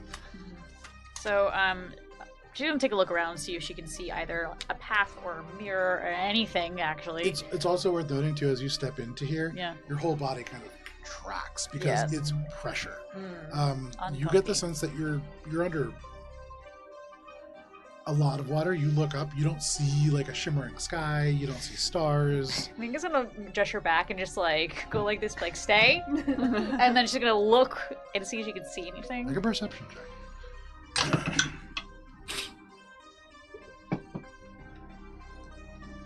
Better, but it's not great considering the potential. 21. With a 21, you can see through the space there are like tall elements of stone that go up and up and up, out of sight, maybe to the surface, maybe just higher. You can see like inky, dark, black water above you. You can see with your light, how light is the bright light? 10 foot bright, and then another 10 foot of dim. So 20 feet out in the dim light, you can still see the rocks going up, but you do see with the 21 in the sand on the floor where it's mostly rock, but there are like little, almost like lagoons of sand. In those spots, you can see elements where there's reflection. It's not a flute. It is. Make a nature check. It's stone. Stone. 17. And I would say make this at advantage. This is a cool rock check. Yes! Different die, because that one's rolling 11s. Ooh, much better. That call them is double a 22. They're small. You see 6 or 7 of them kind of wedged into the sand. And at first, you could mistake them for being maybe crystals, but it's not. You've actually heard of this, and somebody in your party had been speaking about them not that long ago when lightning strikes sand. There is elements of almost glass that is formed. And these are these dark, twisted, very natural looking things. There's like 6 or 7 of them kind of scattered about the sand here. Mika had a vision about lightning striking sand in a location. She'll kind of wave her hand over to see like move the sand to see if The she can sand like kind of Yeah. and kind of gets silty and hard to see in the space. Can And your bright light reflects off the silt, so it's like really hard to see. We just Is see one a cloud of pick-upable? smoky It's quite silt cool. erupt, and we're Huh? like, Is one oh. pick upable? Yeah, absolutely. I will Cool. pick up one. You pick it up. It is a little sharp, Mhm. but you have a jagged, it looks almost like a root of glass. But this is a piece of sand that has been glassed by lightning. Okay. I will turn around and walk it back out Okay. and be like, Okay. Splash! And Minka takes out a tremendous amount of water in the gauzy fabric and everything. It is my just hair. like 2 gallons of water instantly just sinks into the ground. Okay. It is like almost assuredly the bottom of an ocean, so I would not recommend us going there without some sort of assistance for swimming. But I found this. It looks like it looks like lightning struck the sand, but it's at the bottom of the ocean. Okay, so Either this sunk or we're either this sunk. We are much closer to the shore than we thought, or there's something big and electrical underwater. I feel like it probably sunk. I mean, An eel, big A really fish, big electric eel. maybe. I don't I know. mean, I feel like I'm not a scientist, but if it is lightning striking at the surface of water, What's a it still scientist? does need some sort of area to eventually stop the lightning. Once the lightning hits, I mean, it's not Lightning going to kind hit the of water. Right. loops. Right. But we so did hear it of a very loops. big electric fish before, so it's not out of the realm of possibility. On Lake Darkana, in fact, you did. Can I make an Arcana think to see if I can figure out, like, whether, I can determine any sort of magical cause that might bring the lightning to the bottom of the ocean? Sure. Make an Arcana check. I'm not confident that I'm going to learn anything. It's an Arcana thing. It's an Arcana think. It's a free action. Well, we just have to dirty get 20. through here, right? It doesn't make a ton of sense for a lightning spell at the top of the ocean to penetrate down here. You've seen lightning spells used, and they have good range, but you don't see any light. So you're down deep. This is probably a more localized source, but what that might be, hard to tell, and you're not sure if it's magic or not. My money's on a big electric fish. A big electric fish. That could be a big electric. Was it the big electric? Was it like a big catfish? Are we at the In bottom Tarkana? of Lake Stormcaller Tarkana? catfish, yeah. Did you Are see the we- mirror? No. At the bottom It's of really Lake hard to see. Tarkana? It's very dark. But Shadowfell Make a version? nature check. Do you think Do I get my maybe thing because I've been there can you before? cast you that don't. spell That should you maybe cast tell you the cast answer. earlier, the daylight one. 12. Could be. Oh shit, I think this is the bottom of Lake Dark. No, it's very clearly from a different plane, Ori. It could be the Shadowfell version of it. Maybe I it's could be I could. at the bottom. could be The the downside of Shadowfell it, version. though, would be if I cast it down here. It's still like a lot of pressure and it's hard to move. We wouldn't unless we had some sort of magical assistance to move around. It would be very difficult. I think most of you would drown. I don't like If drowning. someone, purely hypothetical, if someone used walk on water and walked in there, Get fired up. yeah, would they die when they got to the top? They got the bends. Yeah, probably. Yeah, violent depressurization. For what it's worth, also looking around, it's just humanoids here. So it would be Minka assassinating one of you.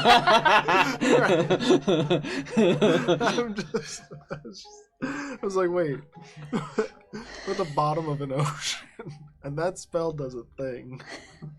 I did not prepare for walking on the bottom of the ocean today. If we sleep, we could do something. But does anyone have any other ideas while we're here?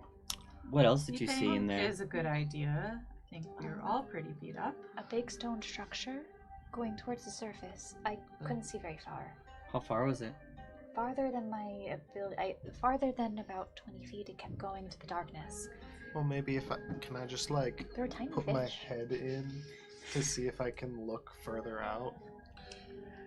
You gotta hold your breath and just stick your head in. Yeah, At I'm the gonna bottom of the ocean. Or be get careful, it's a ready lot for of the pressure. pressure Yeah. and like gird myself and be like God. this. Gird and your just, loins. just eyes in. His head just like gets just cut like off. heads Yeah. and like From like a science perspective, it would pop. Like Yeah. realistically, even Minka would just get destroyed. But this Yeah. we're giving some fantasy allowances. Yeah.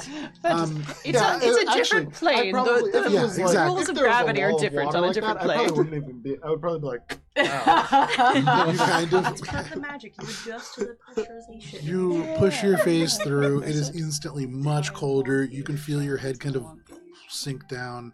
Make a perception check.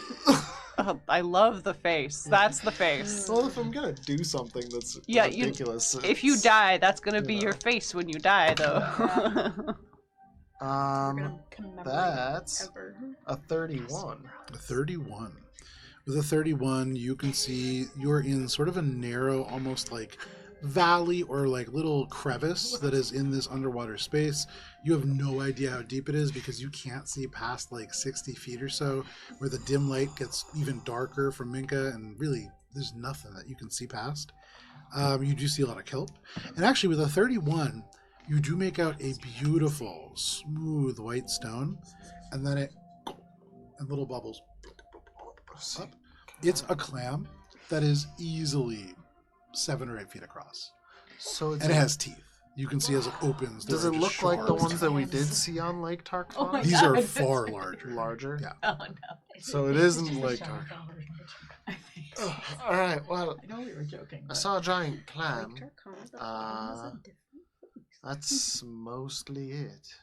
We're at the bottom of some large body of water. Do we know where the next mirror could be? I don't want to search the bottom of a large body of water for this mirror. You would need to move about like 20 feet deeper into this space to move past this huge like wall of kelp, past that shellfish, and then you would be able to see more. I could try taking a look. I could too. I can We're see gonna a lot have to farther get than you. closer. There's a kelp field Either 20 way, feet in. there's nothing we can do about it. That's also true. We need I to am- get through You there. said if we rest, you've got something that might help. Yeah, I could fix our water heater. Well, I guess we just have to wait then, or try one of the other mirrors. I think we should rest. The artificer is going to say, if we are going to rest, I do have the capability of making us a little bit safer. Oh, that would be nice. I'm pretty okay right now. Would so it I can violate keep any watch. any? Well, a lot has happened while y'all were trying to find a way in. So Would it violate any behaviors befitting a guest? I don't believe so. It is a spell. With no spells in here, no Mhm. issue. I'm gonna rest nest now, have some time to dry off my armor, and then I'm gonna take a deep breath. No, I'm gonna cast it, locate object first, looking for not the fucking flute. a soul mirror. The flute. Or A his soul flute he's mirror. definitely Oh, shit. seen before. And then take a deep breath and walk through and see if I can detect a soul mirror Okay. How is the Like, pressure gonna work on his armor? in the water. Make a perception check. What is the range on? 1,000 feet. Okay. You sense the direction of the object's location as long as that object is within 1,000 feet of So you. you say soul mirror. And certainly, directly in front of you, maybe a little bit off and to the right, a little bit up from where you are, there is a soul mirror. Do I get the sense of how far away it is? Would a visual perspective be helpful? Sure. Oh man. Take your minis off. Get these that maps. perspective. Guys, look. Perspective. I found a mirror, and I look good. Getting your minis off is just like, get out of there. get your Get. knees off. Put the skelly boys back in there. No, you're holding hands. Alright, they're holding hands. Brother! Even in death. Put a ring on it. There's a ring in there. There's a ring in there. Get the ring. Get the ring. There's multiple rings. Oh my god, I can so only many see one. rings. There can only be one. Yeah, excuse me, watch your face. The last ring. Okay, maybe 2 here. Thank you, thank you. I was doing that intentionally. And I need a little bit more room. Whoop! You mean there's an ocean before us? How much room is a little bit more room? Are we talking like? I think that should be enough. That's a big board. Oh, that kelp looks so cool. Whoa. Oh, wow. Oh, this thing is heavy. Oh, look at the clams. Hey, clams. Hey, my buddies. Yeah, thank you, Kara, for painting like all Oh, look the at my details. fish. Oh, that's the clam that I saw. And so my you fish. can see There's one over here too. a little bit on our battle cam. You can see in much greater detail at Oberon RPG on Instagram if I'm people taking take pictures. pictures. But looking out, Ori kind of peering in, that is kind of marking where This the is door where is. we Yeah. were, That is, yeah. So, I So don't we're have like kinda an like- underwater door, but we're kind of like in this area here. So that archway of stone, yeah, that is exactly where you'd be looking out from. Right. So we're all kind of like Yeah. gathered in here. But you would be first because you're kind of sticking. Oh, Well, no, Valis would be first, 'cause is. Valis I is was sticking their head just looking at it, so I'm probably Valis. right near him. out. You get the sense Boop. that the soul mirror is right here. I should have grabbed Okay. the But mirror through mini. the kelp, you can't quite visualize it from this range. Okay. Alright. And then, so Valis will walk back through the water. Okay. Water everywhere. He does his But it like hand unlike, hair thing. unlike It's gonna, like, it just prestidigitate him. drains out like just because it kind of fills the armor and then has to glug glug glug glug glug like a big 5-gallon jug that's being emptied. Alice does like the sexy water shake, but Alina just prestidigitates him, so Yeah. And now he's he's just just dry. shaking. And she'll do it to Minka too for good measure. Oh, Excellent. you're welcome. Thank you. The garments Thank you. just Somehow you're frizzy despite there not actually being any heat applied. It's a talent. So from inside, Valis will point. The soul mirror is about that way, about 80, 70 feet on top of a little bit higher up. Oh, it's probably right near that giant clam that I saw with the giant teeth and was about 8 feet tall. Why don't we go rest? That sounds. Should we take a look at where the other soul mirror rooms are so that we can strategize on how to deal with them as we rest?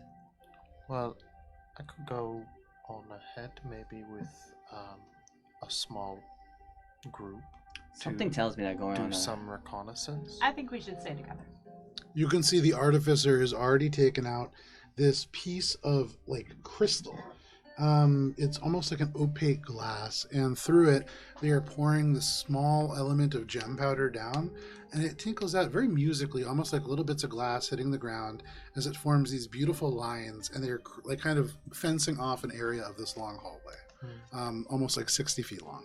Oh, so they're making a protective ward of some kind.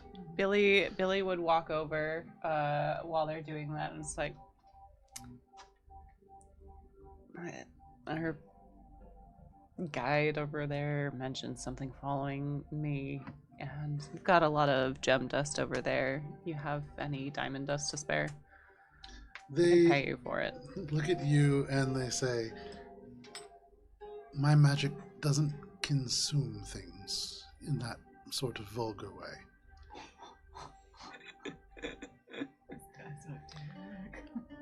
My magic doesn't create little happy butterflies that do nothing. And Billy walks off. They frown, but over your shoulder they say, "This is to help you, you know." I'm aware. I was hoping to help all of us by getting the thing off my back, and then you insulted me. Billy, can I talk to you for a moment? Fine. You pull off Billy to the side. Over the next 10 minutes, this person does cast a spell. At the very end of it, the entirety of the space within this roughly like 60-foot long stretch of hallway becomes a little bit foggier. And it feels a little bit more shrouded. For you, Billy, familiar with divination magic, you get the sense that it just won't work here. This seems to be a very well-protected place. And yeah, you all feel as if you have sort of entered into a sanctum of some sort.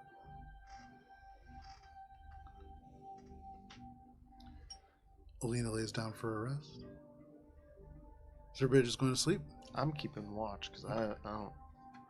If we're taking a long rest, I'll take first watch, and I mean, I'm full health, like I don't need anything really. So At some other point, than sleep. other than It's never resting come up for the before. sake of not. I mean, no. But, Okay. like, wouldn't be able to keep watch. No. Well, so Alina, before she settles in, is going to be like, Rez, can you keep an eye on the sister? Yeah. Still not sure about her. Telepathically, of course. Yeah. No If problem. she sneaks off or anything, just let me know. Okay. at some Do point, you want me to wake you up? Because I don't think I can let you know without waking you up. Yeah. From, like, you a mechanical perspective. yeah, wake me up if Okay. that happens. Billy doesn't go to sleep quite yet. Billy is expecting to be chastised and like, Yeah. Well, I'm gonna be like, Billy. You know as well as I do, I don't like the Ember Swarm. Are you staying in the sanctum? Yeah. But like saying it quietly off into the corner before Billy goes to. I'm going to tuck Billy in. But for what it's worth, at the edges of the sanctum, where I imagine Billy's like going as far away Going. from everybody else as possible. So like, kind of on the edge. When you get to the edge of this, where the mist kind of ends, very sharp line, and the regular sort of space begins, it is like the sound is deadened. You get the sense that sound does not travel between these spaces. So Okay, within the so- sanctum, nothing. You won't hear anything that's without. Likewise, nothing without will hear within. Okay. So if you wanted to have a private conversation, you could just step Place. 5 feet to the left. Oh, For what but- it's worth. Wait, 5 feet to the left to go back into the. So if you No, get to out of- the edge of the sanctum, where it's a long, you guys are Right. basically just sleeping in a Yeah, big yeah. hallway, Right. and so there's a 60-foot stretch of it that is in the misty. sphere. Yeah. Billy, I am imagining, is going to the very end to be as far away from other people as But possible. still since staying Billy within is it, kind right? of, yes, still staying within. Yeah. If you wanted to speak so that nobody else could hear you, Except you that could just, if we go out there, then other people can hear. True. And Ori is cognizant of that, so he's just who else keeping is out there? very quiet and like, making sure people can't, Gee, I don't know. read lips. Who else? But just gonna be like, Billy.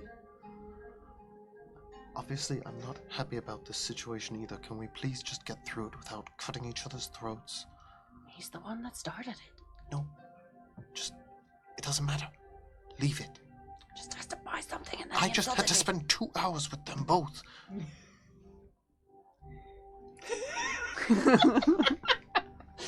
Leave it. Please. Get some rest. We need to do the other 3. They're stupid. I don't care. Just rest. And then I'm gonna go take watch.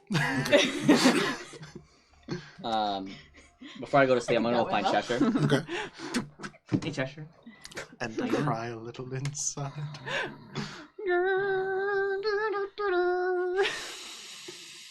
Big boy. I leave. Fair enough. Easiest role play of the entire night. Oh, sorry to disturb you. Arguably. Second Arguably. easiest roleplay on the channel. And I am keeping watch. And then I guess I'll go find actively. Ori before I go to trance, Diddly watch. and just say, "Hey, Ori, the mirror key," and I hold out the mirror key. Mm-hmm. It also seems to also have some protection from magic, if one were wielded, and it's I don't know. I thought you might want to hold on to and possibly use it because it seems to be a pretty weapon suited to your taste. Thanks, Valis. And he hands it to you, or holds it out for you. So I'm gonna need to be the one to go into the ocean to move the next thing. I'm assuming we'd be all going in there together if there's a big toothy clam in there. Thanks, Valis. Take this. And it's a magical sword. The blade of it is it looks almost black, but it's because Say, it is a where did you mirror get finish. this? Valis is tired. He's tired to answer questions. Wait, wasn't And Ori if there Ori- when we saw this? When we first saw the sword? was on the other side Didn't of the see the foghorn. Oh, sword, yeah. right, No, right. I saw the little end of their conversation, which is what the Jesticars Right. or Justificators. Just a But yeah, Ori's just gonna be like, but Ori's got more on his mind to think about, and it's just a fucking key that he's got to go put into a mirror, and whatever. I'll just fucking put that away to think and keep watch. Do you want to away attune with to all it the as other well? things he's currently Oh yeah, I putting guess away. while I'm sitting there, I can attune to it. Yeah, because you imagine attuning to it is what you need to use that sort of more protective capability. Yeah, the other stuff here. Or is currently just dealing with a giant, like, apothecary shelf of compartmentalization. Yeah. A lot of stuff going on for Ori. Or make a perception check as you keep watch.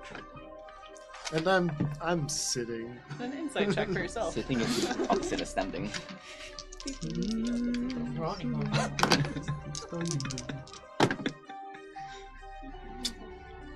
Those are tough ones, but that's still a 23. Sorry. Pretty good. Yeah, 23. My passive's 28. That's lovely. Why do you say it like that? For just a moment, over the course of your watch, as you hold this mirror finished blade in your lap and you're kind of regarding it, but also keeping an eye, as you move, kind of jiggling your leg, you feel like you see a flash of movement that goes behind you. Oh, but you turn and there's nothing there. Chester's asleep, and that's kind of your first instinct. But you see nothing else. And as far as you know, nothing else occurs. Behind me being at the wall of water or back in towards... Back in towards the interior chamber where all the mirrors were.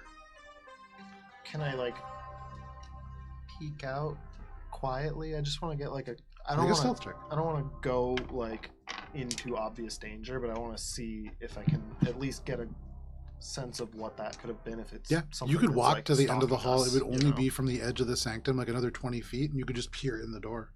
Yeah, I just Yeah, don't make a want to stealth get... Yeah, okay. I'm not going anywhere. That's a natural one. Oh, wait, no. I have advantage. Yes, so you're wearing the cloak of the bat. that's good, because that makes it still only 17. Okay. You make your way across the space. You walk to the door and you peek out. The room is brightly lit. There is the magically dark shadows behind each of the standing mirrors. Give me 1 second here. Love this for us. Love this for me. Oh no. You are in the central point of You're this looking in the mirror? chamber.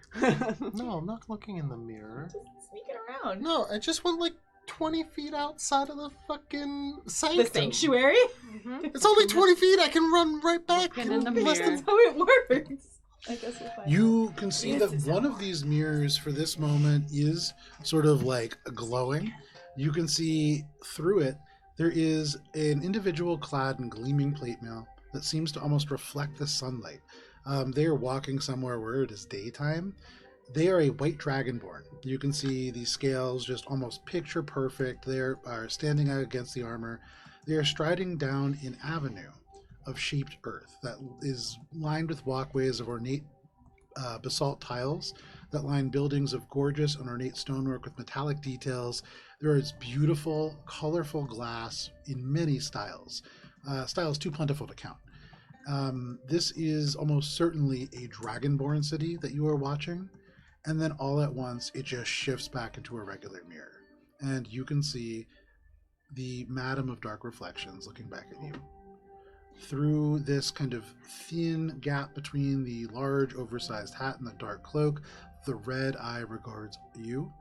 Are you saying anything? Good evening, ma'am. I'm one of the guests that you invited in earlier with my compatriots. I know who you are. Oh, well, I've watched you for a long time. What are you doing in my chambers? well, I came to meet up with my friends who said that you would let us in if we didn't do anything to disrespect guest right. And wonderful work, not disrespecting my space. Yet here you are. I didn't... You've already made your entrance. Your friends as well. So what are you looking for? Oh, well, I saw something and was worried that there was some malcontent happening and was going to offer assistance if necessary, but it seems as if nothing is out of the ordinary in here, so I'll just go back to my friends in the other room. Okay. You turn around, you take your first couple steps away, and then from over your shoulder you hear, "Fascinating. You grow up in the shadows of an evil man, and now, here in this space, you feel unsafe. Curious." Not unsafe. Just I don't wish to offend. You couldn't offend me. I do not care about you at all. I've heard that before. Why he doesn't do well with women? She disappears, appears in a different mirror, kind of walking from one mirror to the next, kind of going in different directions before, in the blade in your hands, you can see the reflection looking straight up at you. And she says, "Aren't you curious to know more? About your father?" I think I know enough about him already. Whatever you have that you could tell me probably won't surprise me. Very well. But I think you know not all your sire has sought and tried. Have a good night. Disappears from the blade.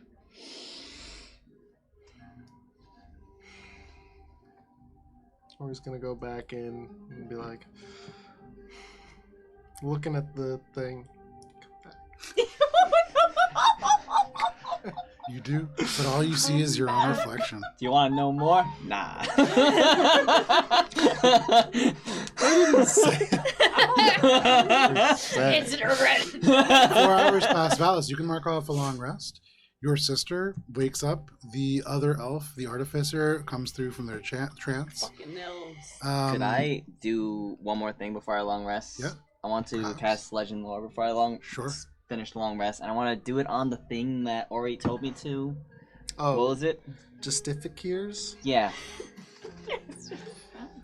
So remember when that thing shouted giant words at Billy, and Billy desperately tried to remember them, and then player Kara also couldn't remember them, and just between the two of I us... write them down phonetically. Yeah, that doesn't help. It's We'll helped in see. the past. Justificares nearly ready. It'll only take a push to cause anarchy to fall. Okay. That's what they said. Make your persuasion check. Success. Okay. Do you want the number? Hold on. It was a 19 on the die. 28. Yeah, but I think it's decent. We're not time schedule right now, Javaris. He goes, "Well, you are in a bit of a strange place, it would seem, Valis, who is a friend. So Yeah. I'll be brief. Jastarvakir is the city of hordes, the largest dragonborn city on the planet. It is a beautiful place, a place that is the last bastion on Gath. What do you wish to know about it, Valis? Who is a friend?" Does it have a ruler? Tell me its political structure. Valis, I'm not sure that I know the political structure. A long time ago, when I was around, there were still remnants of the Fazarakian Skald. They had an emperor who ruled in place of the dragons before them. Perhaps an emperor. And it's located on Gath? It is. Where on Gath? Central southern Gath. No other questions. Thank you, Javaris. How are you doing today, Javaris? That's another question. Javaris out. That's a complicated answer, Valis. To truly understand, you must understand what it is to think. Oh no! Long ago. Second. And you kind of like begin You begin your like My second podcast, trance easy now. listening. Yes, you've had trance, but what about second So Valis, you are you standing watch for the second half of this? Yeah. Okay. So I'm go ahead and staying make a up perception too, 'cause, check. Hopefully not alone. You don't want I to don't take a long rest, Pushing man? exhaustion?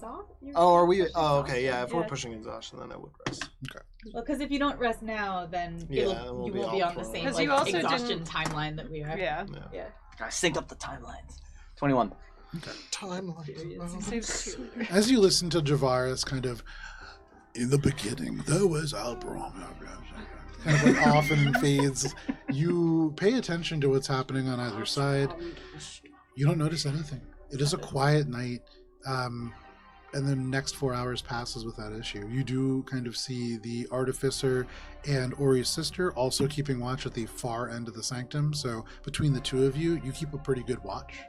And all of you can mark off a long rest. Yeah. If you wish to prepare any spells, now would be a great time to do that. What? Yeah. No way. What are spells? Oh, I was like, no, I think I'm just gonna keep. You guys are going to go to the door and be like, all right, Minka, Y'all have to cast breathe prepare underwater. spells? And it's gonna be like, oh. I have stone shade. Oh, I Cast cast windwalk. purify water. Damn it. I have walk on water. If any one of us I thought had about it. lowered max HP from Orthaniel, do we get that back to full now? After this long rest, your max HP goes back to full. Nice. Forgot I was still dealing with that. No, dealing with a lot of stuff.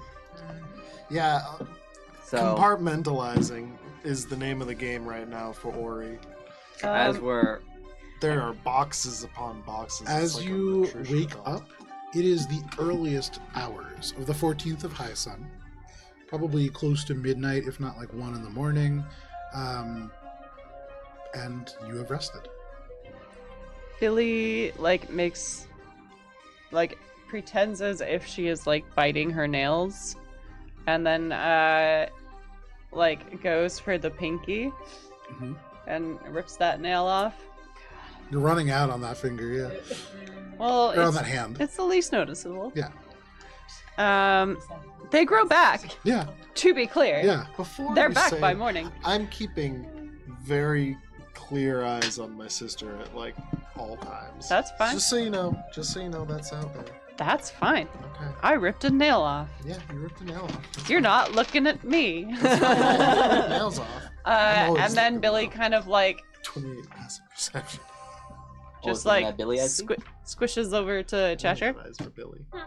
and says, Question for you. Is this ability divination magic? would you call the eerie token feature divination magic? As I narrate, is it Matt? Would feel you like a haggy thing would be divination. would you A lot of Consider hag stuff is magical? Yeah, what are you divination. talking about? Mhm. Divination's like Huge portion of seers it. and stuff. Oh, Hags yeah. looking to fucking cauldrons to see shit all the time. Anyway. stuff. We got fucking mirrors. Billy squishes over to Cheshire and just kind of I would say the first function would work, the second would not. okay. Yeah. You kind of pull it out and you're like, wait, the magic takes hold, not in as direct a way as you would hope. This sanctum seems to be diffusing the capability. If they were to travel outside of here, you imagine that would be fine. Okay, so it's not that it will just fail for the Correct. duration. It's Cool. just hampered by this. Great, that's fine. And walks over to Cheshire and just think you can get this on. Okay. Think you can get this somewhere on the sister. Is everyone so sus? I can try. Fortunately, while we were out last week, the rest of the party was like, that sister is pretty sus, isn't she? You guys met her for like So 3 you're gonna give it to seconds. Cheshire to sneak onto the sister's were person. alone. Make a sleight of hand check. Do I get to look for this? You have a passive perception, I hear. I have a passive perception, that's true. But I also have active Cheshire watch. You at can't. all. You can't Chameleon, you gotta do pick that. lady. You picked one lady and you said your sister. Tina's true. happy. Isn't it sister's now the part of same it, lady? yeah. The ladies are 'Cause they're- converging. Yeah, the ladies are converging. I don't think it's gonna matter though. 30. It does. Even with the matter. passive perception, not quite able to see. You do, like, you're certainly on alert. Cheshire's up to something, but you don't see what they do, and that is kind of worse because in your mind, whatever's going to happen still hasn't occurred.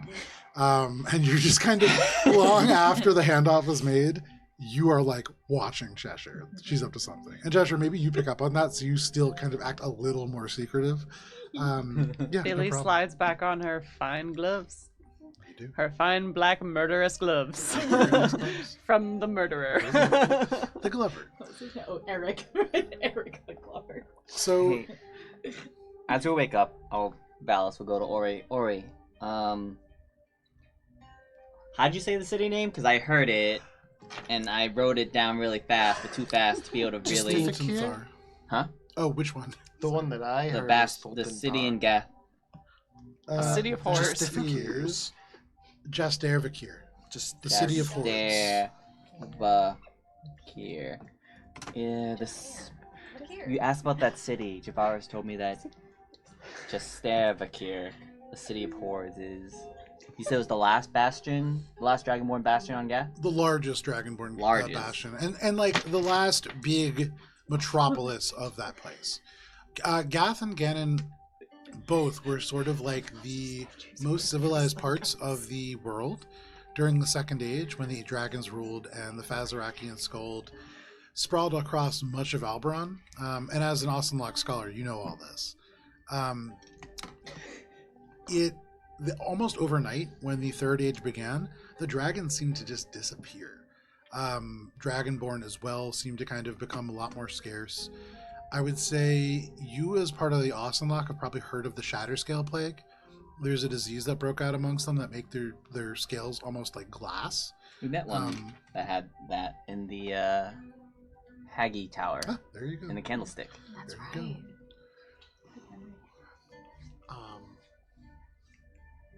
So I tell you that. Oh, okay. Why did you ask? I overheard. Was it my sister or was it the Amber Swarm?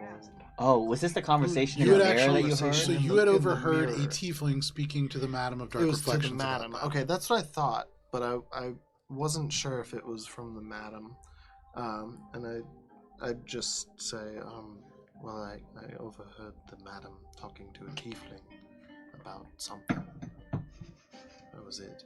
Oh, so she must So I have been guess, talking to the tiefling in Gath. I guess something's happening, which I guess would also track with what we know about what's going on with dragons. If something's happening with Gath.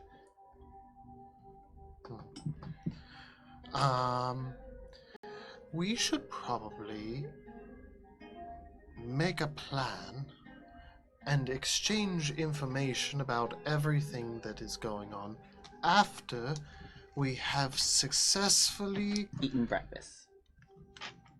I'm just gonna Oh, sorry, roll that's her eyes not what and you were pull gonna out say. the tray and hand it to Valis, like, wrong moment, dude. opened It's never the wrong moment for breakfast. the Yeah. box. The container. Yeah.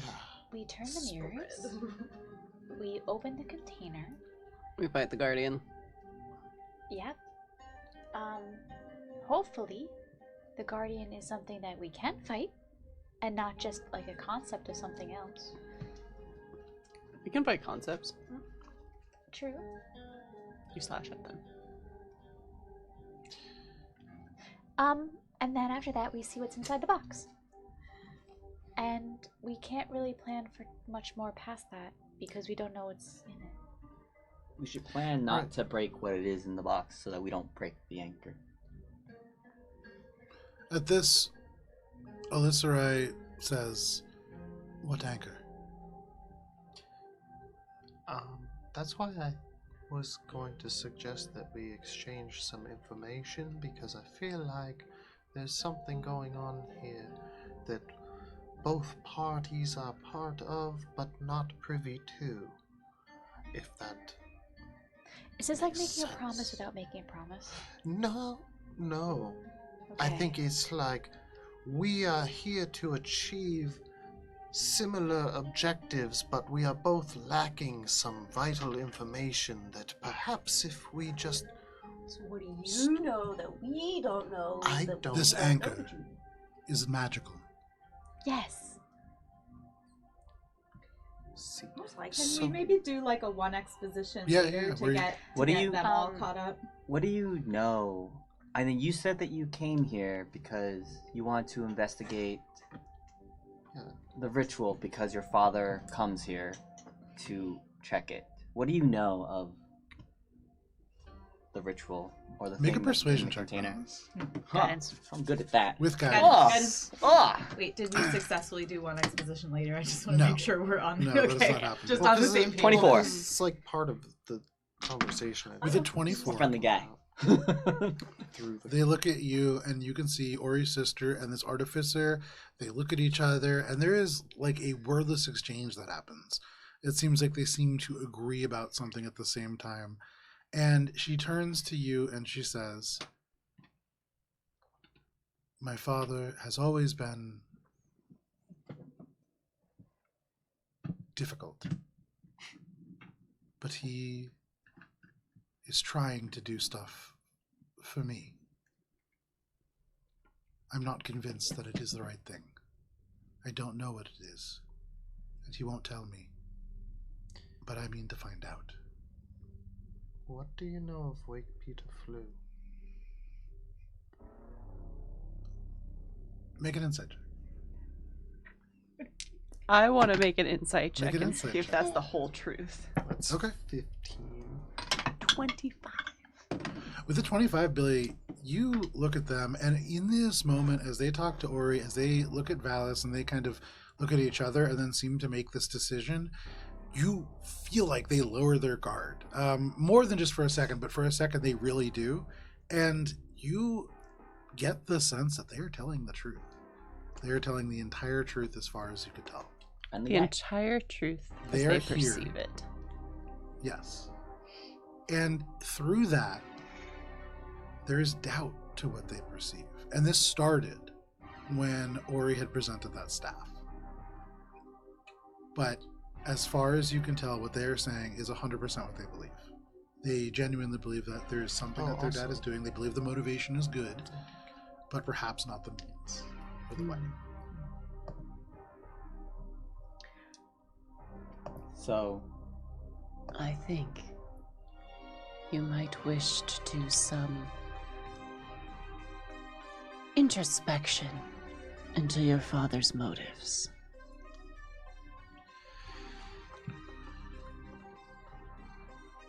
That is why we're here.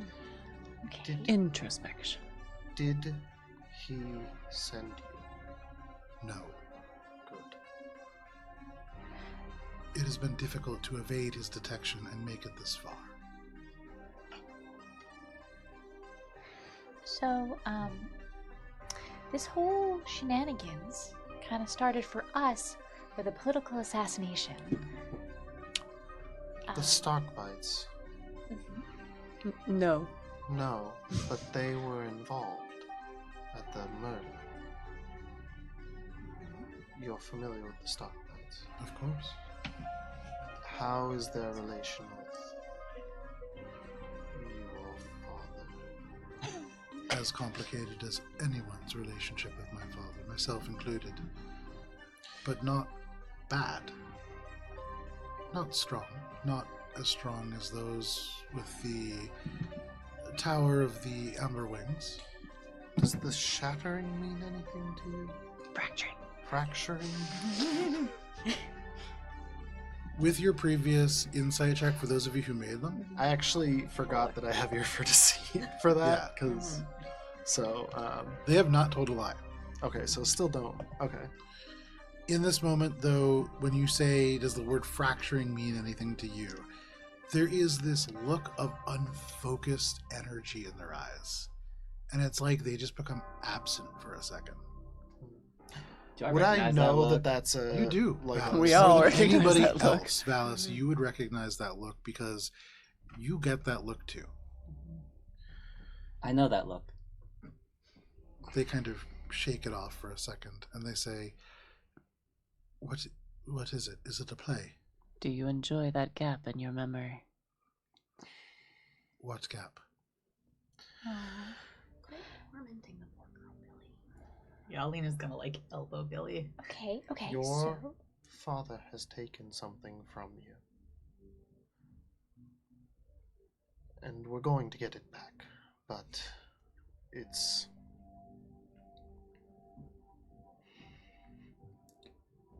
hiding something terrible. You don't know my father. I do. You don't. But I'm willing to admit that I don't either. I ask that you withhold your judgment until we understand what we're really dealing with. Fair enough. But I promise you, if this is anything less than scientific, we'll put a stop to it. I will not allow my father to hurt others on my behalf.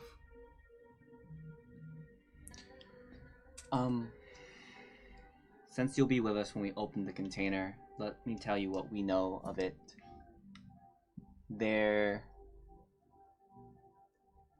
We've been sent here to inspect to see if there's been any holes or cracks in the dome of Alendar, so that where the dark things are, so that the dark things in there can get out. And I believe we're led to believe that whatever's in that container will help us figure that out. But we also believe that in the container is an anchor to a powerful spell that keeps Everest safe. Then we need to be careful. One of only two still remaining. There can be no hasty action once we open this. before we go any further, though, do you know what memory looms are? Memory looms. Let's see, she considers this for a second. I am not familiar with too many crafts. I've spent much of my childhood studying magical arts. Right. Well, if you see any string that screams at you when you touch it, or takes you somewhere else, let us know. Like the Fields of Folly. Similar, yes. Noted. Our friend here, Cheshire, she's very talented with them. And we might be able to get more information from them. Very well. Okay. Well, whose turn is it to imagine breakfast? There's already Alina had already handed You the can see tray. Ori's sister at this says, if you all need food, we do have... What does Cheshire's You can see breakfast look they're like? they're opening up just like little like field rations essentially. They're still very nice, like preserved fish and meat and like little tins of oil covered like tiny little quail eggs. Like it's a very nice rations. But you all pull out this platter and just open up a buffet of breakfast. And Cheshire creates just, I'm imagining a lot of pastries. Literally anything she's come across that she has enjoyed for breakfast is on this tray. Oh, phenomenal. Yeah, there's all lobster. There's all kinds of stuff here. Yeah. There's so many thoughts about how good our breakfast is and how crass Is that a preserved handful of jelly breakfast is, beans? and Billy is being really good right now. This spreads open, and you can see they slowly like close their rations. Save those. Courtesy of Fearsome. Hey, Billy.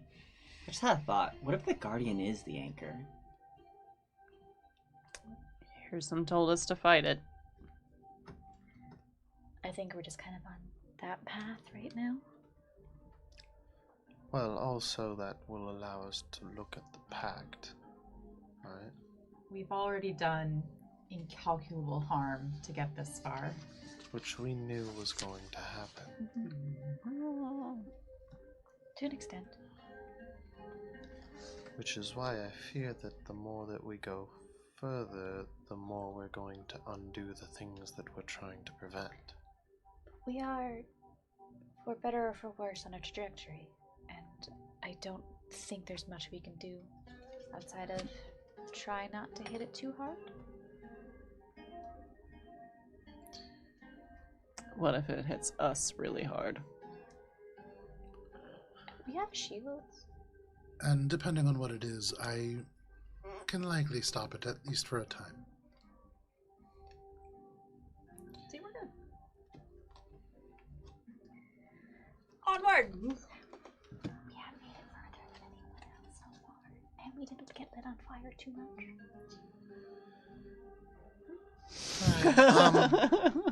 We. So I guess the plan then will be I swim to the mirror and you all make sure that I don't get eaten by a clam. Well, 1, 2, 3, 4, 5, 6, 7, 8. No, we're good. We should be fine. Okay, but there's still the giant clam. We will all swim to the location of the mirror. We will all awkwardly walk to the location of the mirror. We will do that. Right, We will fend off but evil that's what I'm- clams. Yes, so that's best way okay. to do So it. that's And what we I'm will saying. adjust Yes, the mirror. I just can making sure. give that one person a better chance at moving. You have the blade. Yeah, Will you- Valis gave the key to me so that I have to do the mirror thing now. Okay. That is not so- how No, that wait. works. Anybody No. can do the Anyone mirror can do thing. the mirror, but I just gave you the key to use in a fight if needed. But I thought this was also Oh, you for don't- the mirror. It is for the mirror, but you don't have to be attuned to use it as a key. Right. But Ori doesn't know that shit. Well, that's what we're That's why Valis is Yeah. explaining it That's to you. why- Well, you don't have to be the one to turn it. I just thought you might Oh, want to well, use I it mean, in combat. Well, I do appreciate that, You can but hand it also to if me I'm to holding turn it, the it mirror makes if the needed. most. Well, that would be impractical because I'm going to be using it to fend myself off from the giant clam. You guys have all Look, made you've- your way over to You've the got a door good now. point. We're like Since in you're the water already now. holding it, you might as well use it. Mink is like half in, half out. Okay. So first, I will, via ritual casting, cast water breathing on all of us because I can do up to 10 people. Nice. And we are just 10 including Rez. Does that Really? factor gonna in ask you the? this. Because that gives you basically gills. Does it factor in the water pressure too? No, No. it is only for But breathing. you have not been crushed by the water pressure. You saw like both Valis and Minka step out And into I space. put my face in, and Put then your face in. I It's just just get uncomfortable. immediately face ripped off. Rez is little, but he does have a swim speed. Yes. And now he can comfortably breathe underwater as well. Oh, thanks, Mika. And as transmutation magic, this certainly will still work in the Yes. sanctum. So you can do that. Nice. You cast that. All of you suddenly feel in the humidity of the space around this door that you breathe a little easier. One more thing before we kind of start to go to the thing. Valis is going to try to find Cheshire again. Okay. Hey, Cheshire, how you doing? Good. How are you? I'm good. I have something I thought you might like. I know that violence isn't usually your preference, but Violence is thought you always might like this in case it comes to it and you need to protect yourself or us. Ooh. And he hands Cheshire the wand of lightning that he found. Okay. Beautiful glass wand. You need a from reminder Awesome. of what it does. It's super not necessary. effective. Fine. It is super effective. 2 charges. It has 3 charges now. Oh, so maybe we just pre-zap. Oh, I can. Just Before we stick go. the wand I'll in. text it to you. Cast it. All the fish float up to the surface. It's a 5-foot wide line, too, so you'd have to really, like, it's the ocean. No, but like, you know, but it's like electrocution. Yeah, right? yeah, so yeah, like yeah. that's so. But if it's kill a bunch of underwater, fish then it and just hits like everyone for like 1d2 electric Well, that's why damage. I'm saying we do it outside. Because it's So all of you have the ability to breathe water. Are you making your way in? Is doing the key. Okay. All right. Let me just see how long. You don't have gills. That would be. There's actually a spell that Yeah. does give you gills. Yeah, it's, Oh, yeah, alter self. Alter self. Yeah, this. I like this version of it because we can still breathe regular air. Yeah. We don't have to choose. gills. You don't have gills. Okay. So We're gonna go in now, right? Ori's just going. I'm a fish now. We're going in now. I think we're going in. Minka's gonna cast Freedom of Movement on Ori. Okay. Ooh, okay. Ori, when you go in this time, your head does not sink down. You feel very free in this Cool. space. I'll go first. So movement. do I can't fly, right? No. You get a swim Okay. speed equal to your regular speed. Okay, cool. But I don't. Okay, that's fine then. I'm gonna start swimming and looking out for stuff. Okay. You swim, kind of moving along the ocean You floor. pointed entering out into this where, space. roughly where the mirror was, right? Yeah. So I'm gonna head in direction. that direction, but Okay. keeping an eye out also because I saw the Make a clan, perception check. knowing that the clan. You is enter there. into the space. Who else are you all following? Yeah. Does water breathing allow us to like 31. talk underwater? It allows us to use water like we normally use air, but So- I don't know how much it'll affect sound penetration. 'cause Yes, you water is can. different. And like from a purely scientific standpoint, it would carry further and be less because it's precise. So solid. you would hear it from further away, but be Oh. less able to hear it. For our purposes, you can hear it just fine. It just sounds a little bubbly. It was a 31. With a 31, you make your way through, and Ori, you kind of get 10 feet, you get 15 feet, and you see that within the water there are places where there are more bubbles, perhaps like little thermal vents in places. You do see some of it is coming from two huge clams. And then you notice that off in the crevices and corners and places there are fish that kind of make their way around. In places here and there are also bits of bioluminescent coral that glow with faint light that is in the purple and blue spectrum. But you see also with the 31 the mirror that is up in the center of the space. Actually, let me grab it. Show me a mirror. Raza's gonna keep up with you swimming, just like because Okay. he can swim and the rest of us kind of can't. So just so Just- you know, he's We're hanging just out kind of with like- you. Yeah. Is he Just keep invisible? Yes, but it's not like a secret that he's following you. He's So just, like I going probably with see you. bubbles of splashing near me Yeah. or something. He's And then But going Ori, with you because he can. you can see that the mirror is currently actually pointing in the other direction, like out Okay, and then facing up. out away. So like up and towards like the upper sort of surface area, presumably. Okay. And you see in this moment, as you were doing this, are you sneaking? You're just making your way through? I was about to ask, am I able to sneak? Yeah, make a underwater stealth like check. that? I would 'Cause say would want with to freedom do of that. movement, especially, just make a flat stealth check. Okay. And you are Um, in the dark, so- and so make it an advantage. Nice. That one's cocked, so I'm gonna reroll it. But the first one was that's a 27. Okay. With a 27, you are sneaking through. And so you can see up above this mirror, tucked into the rocky crevice, there is a creature whose tone is so dark and so rich that you almost didn't see them. They just looked like part of the water above. This inky darkness kind of sinking in. What lets you see them is along their back, there are these spines of almost this amethyst-like material.